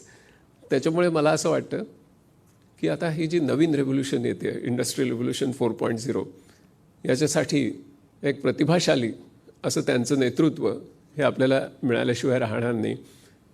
त्याच्यासाठी मी त्यांना बरेच वेळा त्रास देणार आहे, हेही मी आज या प्रसंगी सांगतो. वेळेच्या मर्यादेमध्ये शेवटी एकच सांगेन की पुस्तक जे असतं, तर ओशोंनी त्यांच्या एका प्रवचनामध्ये सांगितलं आहे की अबाउटिझम हा जो तत्त्वज्ञानातला एक प्रांत आहे, त्याच्याविषयी बोलताना ते असं म्हणाले की about love is not love. Libraries are full of stories of love and lovers, but about love is not love. You have to fall in love, then you understand love. तसं about book is not book. You have to purchase the book and read it. त्याच्यामुळे मगच तुम्हाला ते समजू शकतं. आजची जी भाषणं होतील ती अबाउट बुक असतील, परंतु घरी जाताना आपण ते घेऊन जाऊन त्याचं चिंतन मनन केलं पाहिजे. भावे सरांसारखं माझा लेख त्याच्यात आला आहे की नाही हे चोरून बघण्याचा काही योग मला आला नाही, पण आता मी बघीन. परंतु मला असं वाटतं की भविष्यकाळासाठी महाराष्ट्रातून नवीन दिशा मिळतात आणि त्या दिशा गेली 40 वर्ष पवारसाहेबांनीच दिलेल्या आहेत. त्याच्यामुळे आता ही जी चौथी औद्योगिक क्रांती येते की ज्याच्यामध्ये आपल्याला क्लायमेट चेंजचा प्रतिकार करणारी आणि रेझिलियन्स निर्माण करणारी तंत्रज्ञानं निर्माण करायची आहेत. जसं सिंगल यूज प्लॅस्टिकची समस्या जी आहे, आपल्याला असं वाटत होतं की सिंगल यूज प्लॅस्टिक डिकम्पोज करायला 400 वर्ष लागतील, परंतु आर्टिफिशियल इंटेलिजन्सनी आता 1 आठवड्यामध्ये सिंगल यूज प्लॅस्टिक डिझॉल्व करणारी टेक्नॉलॉजी निर्माण केली आहे. म्हणजे आपल्याकडच्या खऱ्या समस्या आता अशा कदाचित योग्य प्रकारे संशोधन झालं, योग्य राजकीय इच्छाशक्ती, पवारसाहेबांसारखे लोक शास्त्रज्ञांच्या मागे उभे राहिले, तर अतिशय व्यामिश्र अशी जी सभ्यता आपण निर्माण केली आहे, गुंतागुंतीची सभ्यता निर्माण केली आहे, तिचे गुंतागुंतीचे प्रश्न सोडवायला तितक्याच गुंतागुंतीच्या तंत्रज्ञानांची गरज आहे. आणि त्या तंत्रज्ञानामध्ये तशा प्रकारची क्षमता आहे, हे मी एका उदाहरणाने तुम्हाला सांगितलेलं आहे. अशी अनेक उदाहरणं आपल्याला निर्माण करायची आहेत. गावोगाव स्टार्टअप करणारी नवीन मुलं समोर येत आहेत. त्यांना कोणीतरी पाठीवर शाबासकीचा हात त्यांच्या पाठीवर देण्याची गरज आहे. आणि तुम्हाला माहितीच आहे की पवारसाहेबांचा ज्यावेळेला कोणालाही त्यांचं कौतुक मिळतं, त्यांचा पाठिंबा मिळतो, त्याच्यातून महाराष्ट्रात क्रांतिकारक असे बदल होतात. मी त्याचं एक उदाहरण म्हणून, प्रतिनिधी म्हणून तुमच्यासमोर उभा आहे. आणि त्यामुळे पुन्हा एकदा मी पवारसाहेबांविषयी कृतज्ञता व्यक्त करतो. श्रीयुत दत्ता पवार यांचे आभार मानतो आणि तुम्ही सर्वांनी खूप चिकाटीने माझे विचार ऐकून घेतलेत त्याबद्दल तुमचेही आभार मानून मी आपली रजा घेतो. धन्यवाद. धन्यवाद विवेक सावंत सर.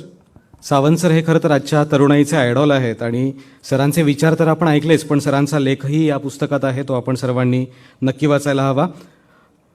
आता मी या कार्यक्रमाचे अध्यक्ष डॉक्टर श्रीपाल सबनीस सरांना विनंती करतो की त्यांनी आजचं अध्यक्षीय भाषण करावं. तत्पूर्वी पुन्हा एकदा कळकळीची विनंती की सर्वांनी आपले मोबाईल फोन स्विच ऑफ किंवा सायलेंट मोडवरती ठेवावेत. धन्यवाद.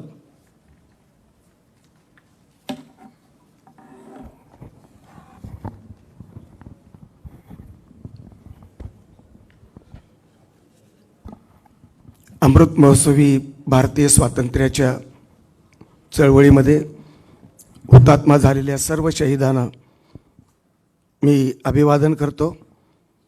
भारताचा तिरंगा आणि भारताचं संविधान यांना मी वंदन करतो. या ऐतिहासिक सोहळ्यामध्ये श्रोत्यामध्ये उपस्थित असलेले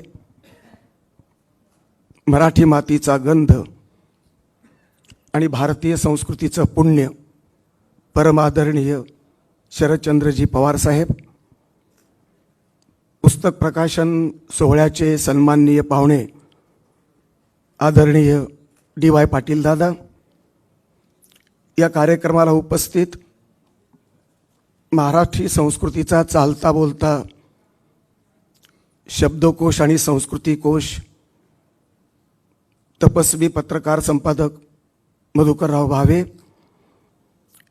आत्ता ज्यांचं भाषण झालं ते तंत्रज्ञ आणि पुढच्या पिढीचा दूरदृष्टीनं विचार करणारे आणि कृतीमध्ये उतरवणारे विवेक सावंत, यशवंतराव चव्हाणांसारखा पडद्याआड गेलेला महापुरुष आणि शरदचंद्र पवार साहेबांसारखा जिवंत असणारा महापुरुष, या दोन महापुरुषांचा सारांश कृतीमध्ये सिद्ध करू पाहणारे यशवंतराव चव्हाण प्रतिष्ठानचे कारभारी सन्माननीय हेमंतजी टकले, या पुस्तकाचे, या ग्रंथाचे, मी नुसता ग्रंथ म्हणणार नाही तर महाग्रंथाचे महान संपादक आणि तितकाच पॉवरबाज अशा प्रकारचा लेखनाच्या संदर्भातला नवा विक्रम करणारे संपादक दत्ता पवार, त्यांच्या दुर्गा पब्लिकेशनमधील सर्व सन्माननीय त्यांचे कार्यकर्ते, त्यांचे तंत्रज्ञ, त्यांच्यातला खिळे जोडणारा, DTP करणारा, त्यांचं पब्लिकेशनचं ऑफिस झाडझूड करणारा, त्याची मी आठवण या ठिकाणी प्रामुख्यानं करतो. कार्यक्रमाला उपस्थित आमच्या भगिनी आणि उत्तम संसदपटू आदरणीय सुप्रियाताई सुळे, या महाराष्ट्राच्या विधी विभागाचं भारतीय वैभव सन्माननीय उज्ज्वलजी निकम, सन्माननीय दिलीप वळसे पाटील, या कार्यक्रमाला उपस्थित सर्वांचे प्रतिनिधी म्हणून शिवप्रेमी मारुती डोंगरे, यशवंतराव चव्हाण आणि पवार साहेबांचा विचार आंबेजोगाईच्या परिसरात पेरणारे दगडू लोमटे, मंत्रालयाच्या प्रशासनामध्ये काम करणारा आमचा माजी विद्यार्थी सतीश मोघे आणि सर्व सन्माननीय श्रोते हो, मी स्वतःला भाग्यवान मानतो. एक राष्ट्रपुरुषाला माझ्या समोरच्या पहिल्या रांगेत बसताना, अनुभवताना त्यांच्या संदर्भातली भूमिका मांडण्याचं भाग्य मला दत्ताभाऊ पवार यांनी दिलेलं आहे. दत्ताभाऊ प्रामाणिकपणे सांगितले की त्यांना एका दुसऱ्या पवारांनी, म्हणजे DY पाटील साहेबांचं आडनाव हे किंवा कुळ पवार आहे मला माहीत नव्हतं, म्हणजे DY पाटील पवारांनी त्यांना प्रेरणा दिली. दत्ता पवारांनी पवार साहेबांचं धनुष्य पेललं आणि 700 पानाचा आणि 100 लेखकांचा हा महाग्रंथ मराठी शारदेच्या दरबारामध्ये आज रुजू केला. मधुकरराव भावेंनी खूप चांगली माहिती दिली. नेहरूंच्या संदर्भानंतर त्यांनी पवार साहेबांचं संदर्भ घेतलेला आहे, पण ज्या MJ अकबर यांनी नेहरूंच्यावरती ग्रंथ लिहिला तो 600 पानाचा आहे, तो एकट्याने लिहिला. या देशाच्या इतिहासामध्ये वेगवेगळ्या क्षेत्रातल्या कृषी, विज्ञान, कला, संस्कृती, तत्त्वज्ञान, राजकारण, समाजकारण, अर्थकारण, धर्म, भटक्या विमुक्तांपासून ते जैन समाजापर्यंत, ब्राह्मणापासून मारवाड्यापर्यंत आणि दलितापासून ते शहाण्णव मराठ्यापर्यंतच्या सर्व क्षेत्रातल्या, सर्व धर्मातल्या आणि महाराष्ट्राच्या कानाकोपऱ्यातल्या सर्व तपस्वी 100 लेखकांच्या लेखणीचं पुण्य 700 पानाच्या एका ग्रंथामध्ये ते या ठिकाणी सिद्ध झालं आणि त्याचे वाटेकरी त्याचं भाग्य आहे पवार साहेबांचं आहे. हे भाग्य महाराष्ट्रातल्या आणि देशातल्या कुठल्याही नेत्याला, कुठल्याही कलावंताला, कुठल्याही प्रतिभावंताला आजपर्यंत लाभलेलं नाही. आणि म्हणून पवार साहेबांच्या भाग्याचा कुणालाही हेवा वाटावा अशा प्रकारचा हा सुंदर सोहळा आणि सुंदर ग्रंथाचा हा सोहळा. तुकारामाची गाथा घराघरात आहे. आता या ग्रंथामुळं पवारांची गाथा तुकारामाच्या गाथेनंतर राजकारणाची, समाजकारणाची, विधायक कार्याच्या पुण्याईची गाथा घराघरापर्यंत पोचण्याचं पुण्य या कार्यक्रमातून पेरलं जाणार आहे आणि त्याचं श्रेय दत्ता पवारांना आहे. 2.5 वर्षाची तपश्चर्या. या माणसाला हे काम करत असताना 2 वेळा अटॅक आल्याची माझी माहिती आहे. तरीही पवार साहेबांच्या कार्यावरची निष्ठा तसोभरी या माणसाची कमी झाली नाही. पवारांचं पवारांशी असणारं नातं म्हणून हा ग्रंथ आलेला नाही. पवार साहेबांचं या देशाच्या मातीशी आणि संस्कृती असणारी नाळ या संपादकानं पचवली आणि म्हणून अनेक लेखक, प्रतिभावंत या संबंध ग्रंथामध्ये तुम्हाला एकत्रित आल्याचं दिसतं. भीमसेन जोशी आज काळाच्या पडद्याआड, पण त्यांचे मुलगा श्रीनिवास जोशी यांनी दिल्लीच्या पवार साहेबांच्या घरामध्ये रंगलेल्या पंडित भीमसेन जोशींच्या मैफिलीचे संबंध त्यांनी वर्णन केलेलं आहे. कराडच्या रंगमंदिरामध्ये उद्घाटनाच्या मैफिलीला भीमसेन जोशी हजर होते आणि त्या संतवाणीमध्ये मालकंस होऊन जाऊ द्या म्हणून पवार साहेबांनी पंडितजींना केलेली फरमाईश श्रीनिवास जोशींनी या ग्रंथामध्ये मांडलेली आहे. बारामतीचं गदिमा सभागृह, त्याचं उद्घाटनच्या वेळेला भीमसेन जोशी आलेले होते. ब्राह्मणाच्या विरुद्ध पवार साहेबांवरती आरोप करणाऱ्या लोकांनी जरा तो गदिमाचं तिथलं स्मारक जरा पाहावं. गदिमा हे ब्राह्मण होते आणि त्यांच्या मुलानं लिहिलेला हा लेख आहे. त्याचबरोबर श्रीनिवासराव यांच्या संबंध कुटुंबामध्ये अनेक वेळा मैफिलीला पवार साहेबांनी दाद दिलेली आहे. सुधीर गाडगिळासारखा सूत्रसंचलन करणारा माणूस, लक्ष्मण शास्त्रींना ज्ञानकोश मानणारे शरद पवार उभे करतात.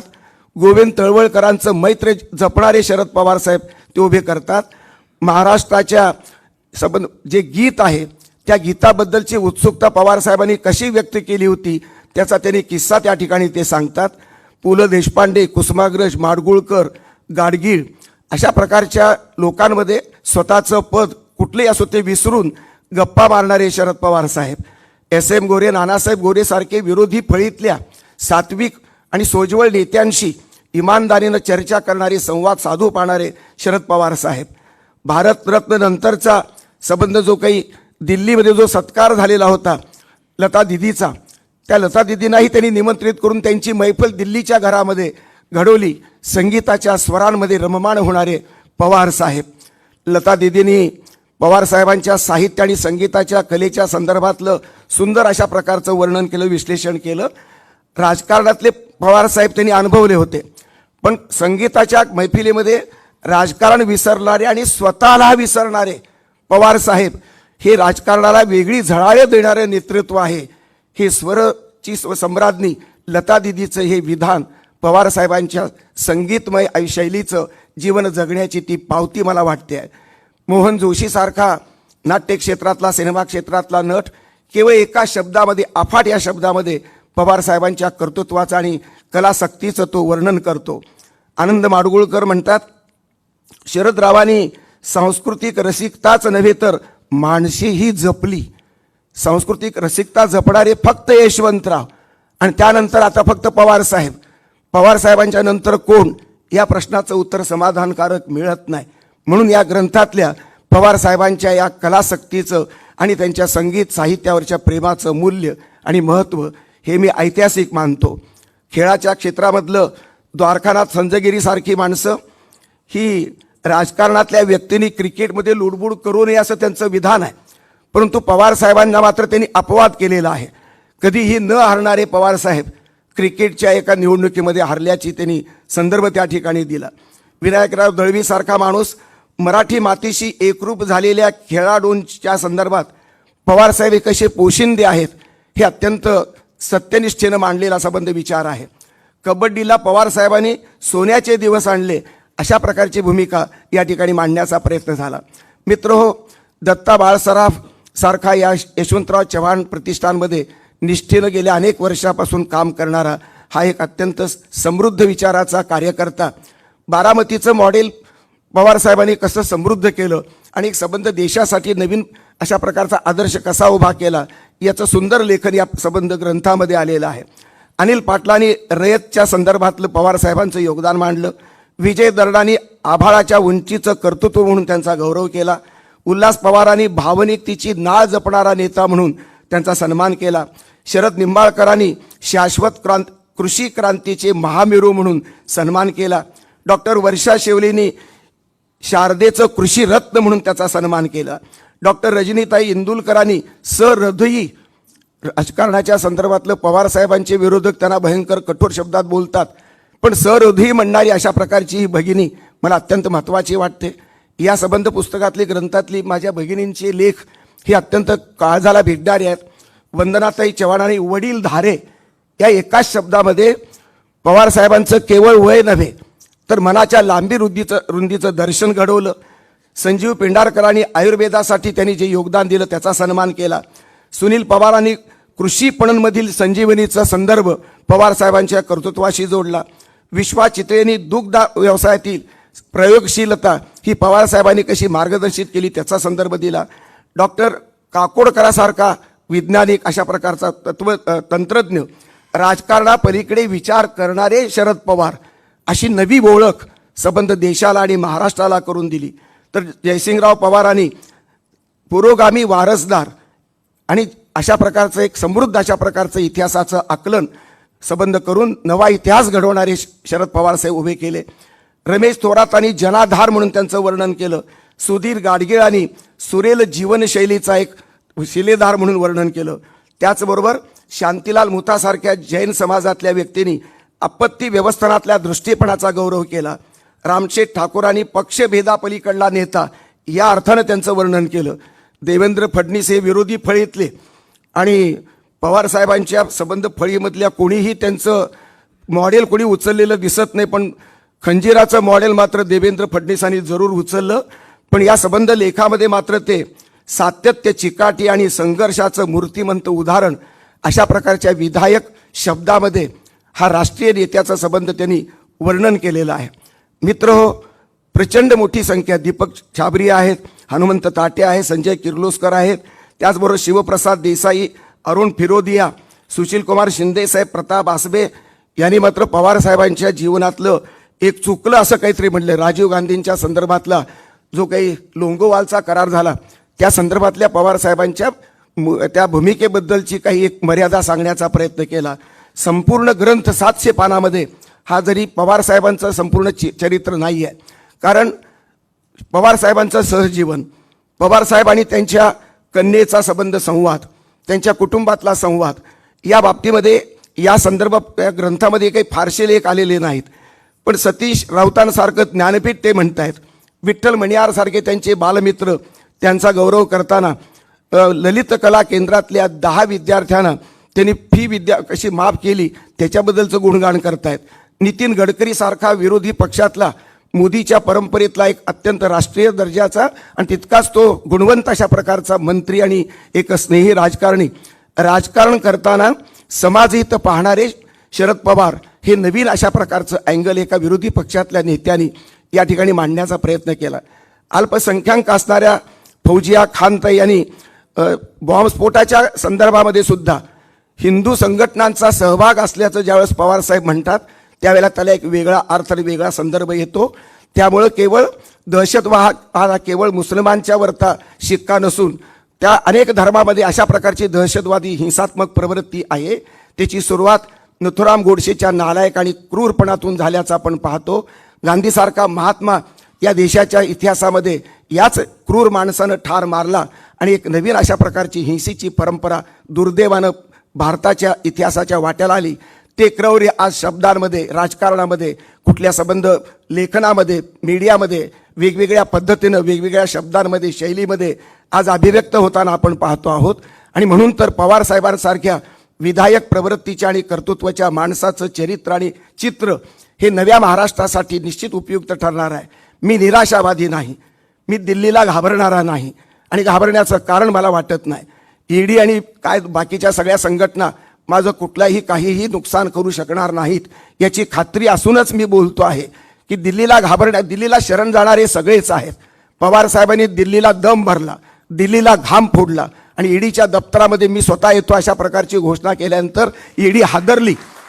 हे पवार साहेब आहे, हा मराठी बाणा आहे, हा केवळ मराठा बाणा नव्हे, हा मराठी बाणा आहे. आणि म्हणून तर पवार साहेबांच्या जीवनातले अनेक क्षण आणि अनेक अशा प्रकारचे कर्तृत्वाचे अंतरंगातले संदर्भ या 700 पानाच्या ग्रंथाच्या पानावरती अनेक 100 लेखकांनी आपल्या जीवनाचा सारांश अभिव्यक्त करताना पवार साहेबांच्या विधायक कर्तृत्वाशी स्वतःला जोडून घेताना प्रचंड मोठ्या प्रमाणात आत्मीयतेनं, डोळसपणानं, वस्तुनिष्ठपणानं, सत्याच्या अटीमध्ये या सर्वच लेखकांनी सुंदर अशा प्रकारची मांडणी केलेली आहे. मित्र हो, अनेक संदर्भ आहेत.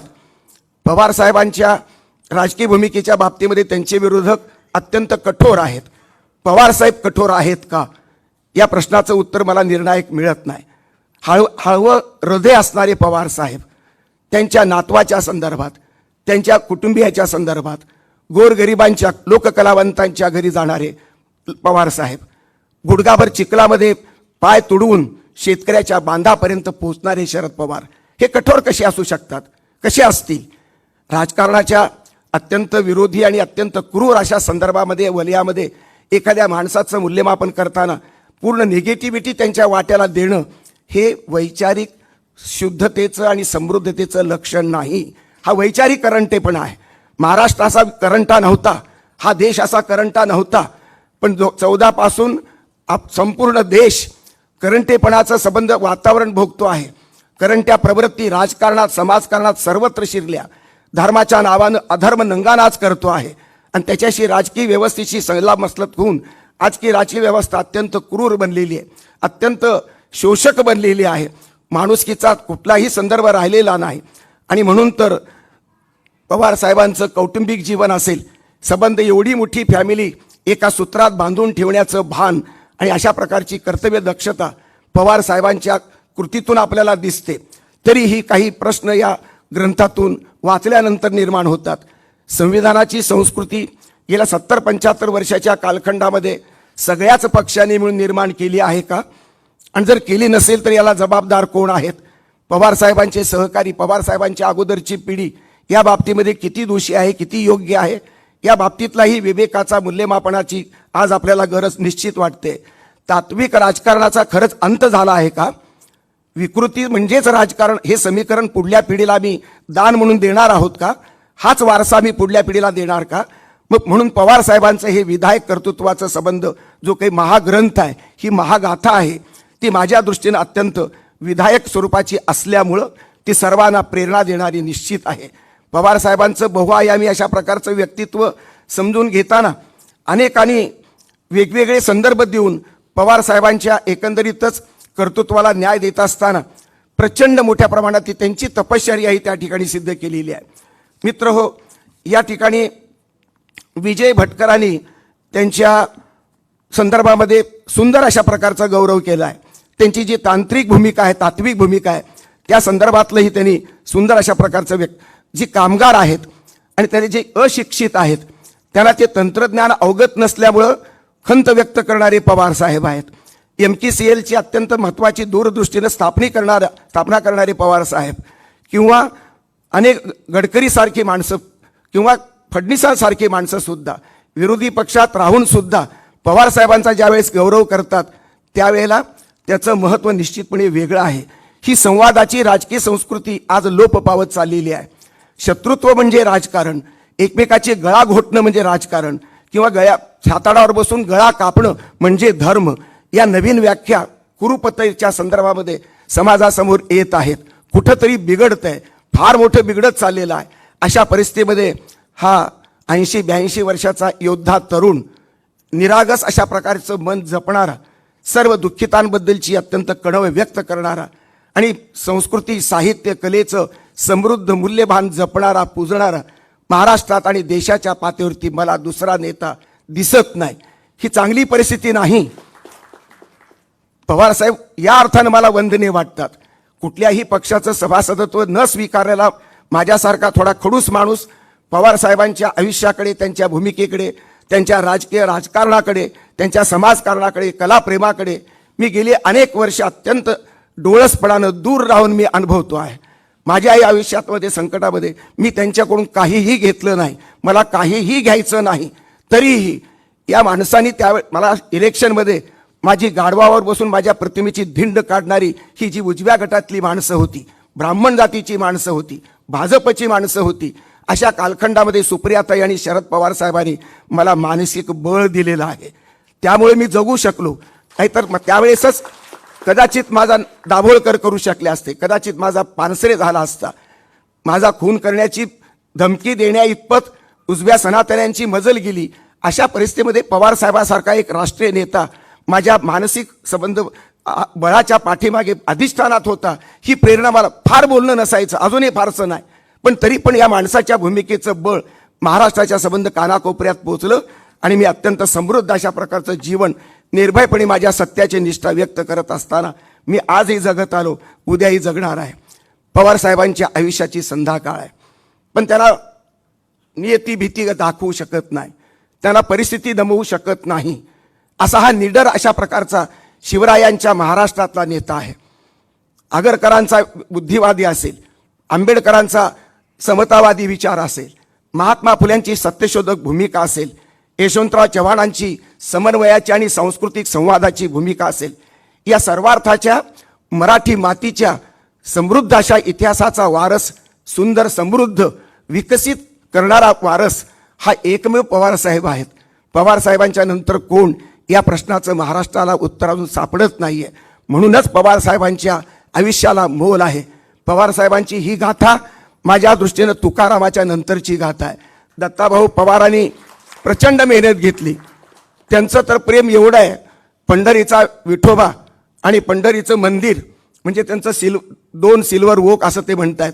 तेवढ्या बाबतीत माझे मतभेद आहेत. पवारसाहेब देव नाहीत, विठ्ठल नाहीत. विठ्ठल वेगळा आहे. तो कमरेवर हात ठेवून एका ठिकाणी थांबलेला आहे. पवारसाहेब हात हलवत या वयामध्ये कुठल्याही प्रकारचा हात धरला तरी धरू देत नाहीत, कारण स्वतःला म्हातारपण आले त्यांना मान्यच नाही आहे. असा हा तरुण माणूस आजही अत्यंत केवळ पावसात भिजून ते संबंध महाराष्ट्राचा इतिहास बदलू शकतात, तर पावसात न भिजता. पण या माणसाच्या डोळ्यामध्ये कुठल्याही संदर्भामध्ये कधी काळी अंधाळ्या रात्री काही अश्रू येत असतील की नाही? अश्रूचे प्रसंग कुटुंब जीवनामध्ये, व्यक्ती जीवनामध्ये, राजकीय जीवनामध्ये कुठला कोण तो मूर्ख माणूस एसटीच्या संपामध्ये पवारसाहेबांच्या घरावरती हल्ला करतात, नालायक कुणीतरी उठून काहीतरी शिवीगाळ करतो. अशा वेळेला ज्या महाराष्ट्रासाठी, ज्या देशासाठी संरक्षण मंत्री, कृषी मंत्री सर्व प्रकारच्या भूमिका निश्चयनं जपत असताना या संबंध ग्रंथामध्ये अनेक फोटो आहेत. सुधीर फडक्यांचे संवाद करत असताना अटीलजी बाजूला आहेत. लता दीदी आणि शरद पवार साहेबांचा फोटो एकमेकाच्या पानासमोर कलासक्त म्हणून मांडण्याचा प्रयत्न आपल्या दत्ताभाऊने केलेला आहे. आणि म्हणून महाराष्ट्राच्या प्रज्ञेतून पुरुष म्हणून पवार साहेबांची एक चरित्र उभं करण्याचा हा प्रयत्न आहे. बहुआयामी पवार साहेबांचं राष्ट्रीय चरित्र ग्रंथ म्हणजे हा ग्रंथ आहे. त्याचबरोबर वंशाची जी काही संबंध तक्ता आहे तो दत्ताभाऊने फार प्रयत्नपूर्वक दिला आहे. पवार साहेबांच्यावरती जर कोणाला PhD करायचे 100 PhD होऊ शकतात, कारण पवारसाहेब आता दंतकथा झालेले आहेत. शिवाजी महाराजाच्या काळामध्ये त्यांच्या जिवंतपणी दंतकथा निर्माण झाल्या. तीच अवस्था इतिहास 300 वर्षाचा काळ गेल्यानंतर पवारसाहेबांच्या वाट्याला दंतकथा आलेल्या आहेत. एवढा हा माणूस महान आहे. आणि म्हणून अशा प्रकारची ही दंतकथा निर्माण करण्याची सामर्थ्य असून सुद्धा गर्व नाही. 2-2, 3-3 मिनिट किती मोठा माणूस आला तरी तो कुठल्याही क्षेत्रात 1.5 मिनिटात ते 2 मिनिटात संपत दुसरी चिठ्ठी घेतात. कुणामध्ये ते रमत नाहीत. पण बाकीची माणसं मात्र प्रचंड 5 सेकंदाच्या भेटीनं, 2 सेकंदाच्या पाठीवरती त्यांचा हात ठेवण्यामुळं अनेक माणसाच्या आयुष्याचं सोनं झालं. शेकडो लाखो कार्यकर्ते उभे राहिले. आणि म्हणून केवळ राष्ट्रवादी नव्हे, या देशातला जो खरा राष्ट्रभक्त आहे तो पवार साहेबांच्या राष्ट्रभक्तीचा विस्तार, राष्ट्रवादीच्या पक्षापलीकडे जाऊन हे एक्सपान्शन तो पचवणारा असेल तर तो खरा राष्ट्रभक्त म्हणून या देशामध्ये त्याला वंदन करण्याची गरज मला वाटते. विविध मुद्रा पवार साहेबांच्या, पांढऱ्या वेशातले पवार साहेब, मिलिटरीच्या युद्धामधल्या त्या संबंध पांढरा वेश घातलेले पवार साहेब, कधी फेट्यावाले, कधी मुस्लिमाची टोपी. आमच्या मित्रांनी, मोदी साहेबांनी मुस्लिम माणसं त्या मौलवीची टोपी नाकारली. अरे बाबा, इस्लाम म्हणजे शांतता, इस्लाम म्हणजे मानवता. जगामध्ये 2 नंबरची मुस्लिमांची संख्या आहे, त्या इस्लामची शांततानिष्ठ प्रेमानं दिलेली टोपी मोदी साहेब नाकारतात. सेक्युलर पंतप्रधानाला हे शोभत नाही. पवार साहेबांनी मात्र अभिमानानं ती टोपी घातली. इथल्या चित्रफितीमध्ये मी आत्ता पाहिली आहे. हे सेक्युलर पवार साहेब मला प्रभावित करतात. मला जास्त शब्द सुचत नाहीत. मी आजपर्यंत पवार साहेबांना कधीही मी पाया पडलो नाही, पण तुम्हा सर्वांच्या साक्षीनं या महापुरुष माणसाला मी विनम्रपणे अभिवादन करतो, त्यांना नमस्कार करतो आणि माझे शब्द संपवतो. दत्ता पवारांचं अभिनंदन, आपल्याबद्दलची संबंध अत्यंत आत्मीय भावना आणि आपल्या सर्वांना अभिवादन. धन्यवाद. धन्यवाद डॉक्टर श्रीपाल सबनीस सर. आपलं आजचं अध्यक्षीय भाषण हे नक्कीच दिशा देणारं आणि 2 सिल्वर ओक या ग्रंथाचा गोषवारा सांगणारं अतिशय हृदयस्पर्शी असं भाषण डॉक्टर श्रीपाल सबनीस सरांसाठी पुन्हा एकदा जोरदार टाळ्या झाल्या पाहिजेत. विवेक सावंत सरांनी सुद्धा मगाशी उल्लेख केला की हे पुस्तक फक्त आपल्याला आपल्या बुकशेल्फमध्ये ठेवायचं नाही आहे, तर ते वाचायचं आहे, त्याविषयी चर्चा घडवून आणायची आहे. तर आज 2 सिल्वर ओक हा 700 पानी पुठ्ठा बांधणी असलेला ग्रंथ इथे बाहेर विक्रीसाठी उपलब्ध आहे. मूळ किंमत 2000 रुपये आहे आणि आज तो 25% सवलतीत म्हणजे 1500 रुपयांना उपलब्ध आहे. उद्यापासून गणेशोत्सवाचा सण सुरू होतो आणि त्यानंतर दसरा, दिवाळी असे अनेक सण आहेत. तेव्हा प्रत्येक सणाच्या निमित्तानं हा ग्रंथ विकत घेऊन आपण स्वतः आधी तो वाचावा, त्याविषयी चर्चा घडवावी आणि आपल्या मित्र आपतेष्टांना, नातेवाईकांना इतर कुठलीही महागडी भेटवस्तू न देता हा ग्रंथ आपण नक्की जरूर भेट द्यावा, त्याविषयी चर्चा घडून आणावी. यानंतर श्री हेमंत टकले सर आभार मानतील आणि त्यानंतर राष्ट्रगीताने या कार्यक्रमाची सांगता होईल. धन्यवाद.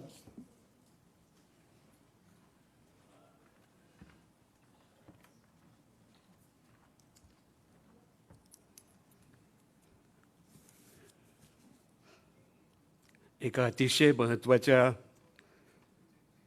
ग्रंथाचं प्रकाशन स्वतः पवारसाहेबांच्या उपस्थितीत आज या ठिकाणी होत आहे. आत्तापर्यंतची जी व्याख्यानं आपण ऐकलीत, डी.वाय. पाटलांपासून आमचे सावंत सर आहेत, मधुकरजी भावे आहेत आणि सबनीस साहेब आहेत. विविध पैलूंवर त्यांनी प्रकाश पाडला. आपल्याला माहिती आहे की गेल्या संबंध 6-7 दशकांमधला पवारसाहेबांचा प्रवास अनेकांनी ग्रंथबंध केलेला आहे. निवडक अशा वेगवेगळ्या क्षेत्रातल्या 100 लेखकांकडून दत्ता पवारांनी ह्या ग्रंथाचं एकत्रीकरण केलेलं आहे. पण मला वाटतं जसं तेंडुलकरची 1 सेंचुरी होती तशी ही 100 लेखकांची पहिली सेंचुरी आहे. आपण मनात आणलं तर महाराष्ट्रातून किमान आणखीन 1000 जण असे निघतील की ह्याची तुम्हाला पुन्हा पुन्हा नवा ग्रंथ करायला लागेल आणि लोक त्याची उत्सुकतेने वाट पाहतील. असं म्हणतात, पवारसाहेब सेक्युलर आहेत म्हणून आपल्या सगळ्यांनी सांगितलं, पण गणपती उत्सव म्हटला, दसरा दिवाळी म्हटली की आपण सगळेजणं त्याचं स्वागत करतो. कालच मी दगडूशेठ हलवाईच्या गणपतीची जी आगमन होणार आहे त्याच्यासाठी काय करणार आहेत ते बघितलं. त्यावेळेला तिथे अशी 1000 फळांची रास मांडलेली होती आगमनाची सुरुवात करण्याची. आपण ते काही मानलं नाही तरी मला वाटतं की पवारसाहेब जिथे जिथे उभे राहतील तिथे तिथे त्यांच्या आगमनाची वाट पाहताना अशाच प्रकारचं वातावरण निर्माण होत असेल. त्यामुळे हे सगळे लोक पवारसाहेब आता आपल्याला काय सांगणार आहेत याची उत्सुकतेने वाट बघत असतात. पवारसाहेबांचा सगळ्याच क्षेत्रातला वावर या पुस्तकाच्या निमित्ताने आपण लोकांसमोर मांडलात. साहित्यिकांबरोबरचा त्यांचा सहवास किती मोठा होता तो माझ्यासारख्या छोट्या कार्यकर्त्यांनी सुद्धा अनेक गावांमध्ये पाहिलेला आहे. कुसुमाग्रजांच्या बरोबर त्यांच्या भेटी असताना मी त्याचा साक्षीदार कायम नाशिकमध्ये राहिलेलो होतो. आणि म्हणूनच कुसुमाग्रजांच्या एका कवितेत जसं म्हटलेलं आहे काही बोलायचे आहे पण बोलणारं नाही, देवळाच्या दारामध्ये भक्ती तोलणारं नाही. आज सगळ्यांच्या मनामध्ये की आपण देवळाच्या दारात उभे आहोत, आपला परमेश्वर साक्षात आपल्यासमोर आहे, पण आपल्याला बोलायला शब्द पुरे पडणार नाहीत. म्हणूनच आपण सगळेजण त्यांना अभिवादन करतो आहोत. आपण सगळेजण या कार्यक्रमाला उपस्थित राहिलात. आदरणीय वळसे पाटील साहेब असतील, उज्ज्वल निकम साहेब असतील, बाकीचे सगळे सहकारी असतील, सगळे नवीन पिढीतले कार्यकर्ते असतील आणि विवेक आपण सांगितलं त्याप्रमाणे आता नव्या पिढीचे नवे युगाचे लेखक कुठल्या क्लाउडमधून येतील त्याचा शोध घेण्याचा एक नवा कार्यक्रम तुम्ही दिला आहे. नक्कीच मला वाटतं येत्या 2-3 दिवसात पवारसाहेबांचं तुम्हाला आमंत्रण येईल आणि ह्यामध्ये आपल्याला कसं पुढे जाता येईल याची एक रचना आपण करू असं आपल्याला सांगता येईल. कुणीही त्यांच्या दारी जाओ, कुणीही आपली समस्या त्यांच्यासमोर मांडो, त्या समस्येशी एकरूप होणं. कारण हा माणूस केवळ पुस्तकं आणि ग्रंथ वाचत नाही, हा माणूस माणसं वाचतो.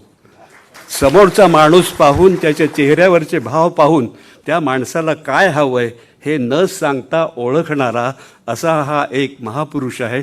आणि त्याच्यासाठीच आपण सगळेजण इतक्या आतुरतेने आणि तन्मयतेने एखाद्या कार्यक्रमात सहभागी होतो. दत्ताजी, तुमचं मनापासून अभिनंदन. आम्ही सगळेजण तुमच्यासाठी कायम प्रार्थना करत राहू की तुमच्या हातून अशीच ग्रंथनिर्मिती वारंवार घडत राहो. आणि सगळ्यांचीच इच्छा आहे की साहेबांची आयुष्याची सेंचुरी व्हायला आपण सगळ्यांनी हजर असलं पाहिजे. त्यामुळे त्याच शुभेच्छा त्यांच्या सकट आपल्या सगळ्यांना देऊन त्यांना अभिवादन करून आजचा कार्यक्रम राष्ट्रगीताने संपेल. मी सगळ्यांना विनंती करतो, या निमित्तानं पवार साहेबांना आपण उभं राहून अभिवादन करू. सगळ्यांनी उभं राहून टाळ्यांच्या गजरामध्ये पवार साहेबांचं मनपूर्वक अभिनंदन करावं अशी आपल्या सगळ्यांना विनंती.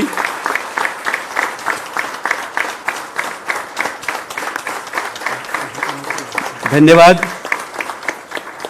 यानंतर सगळ्यांनी सामुदायिक राष्ट्रगीतासाठी उभं राहावं. एक साथ राष्ट्रगीत शुरू करेंगे.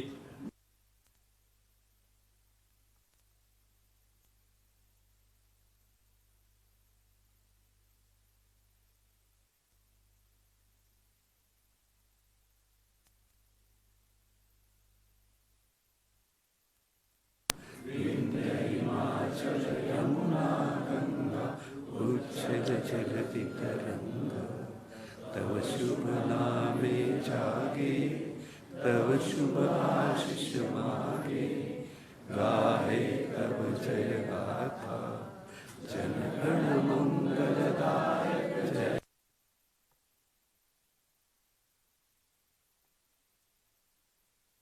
जय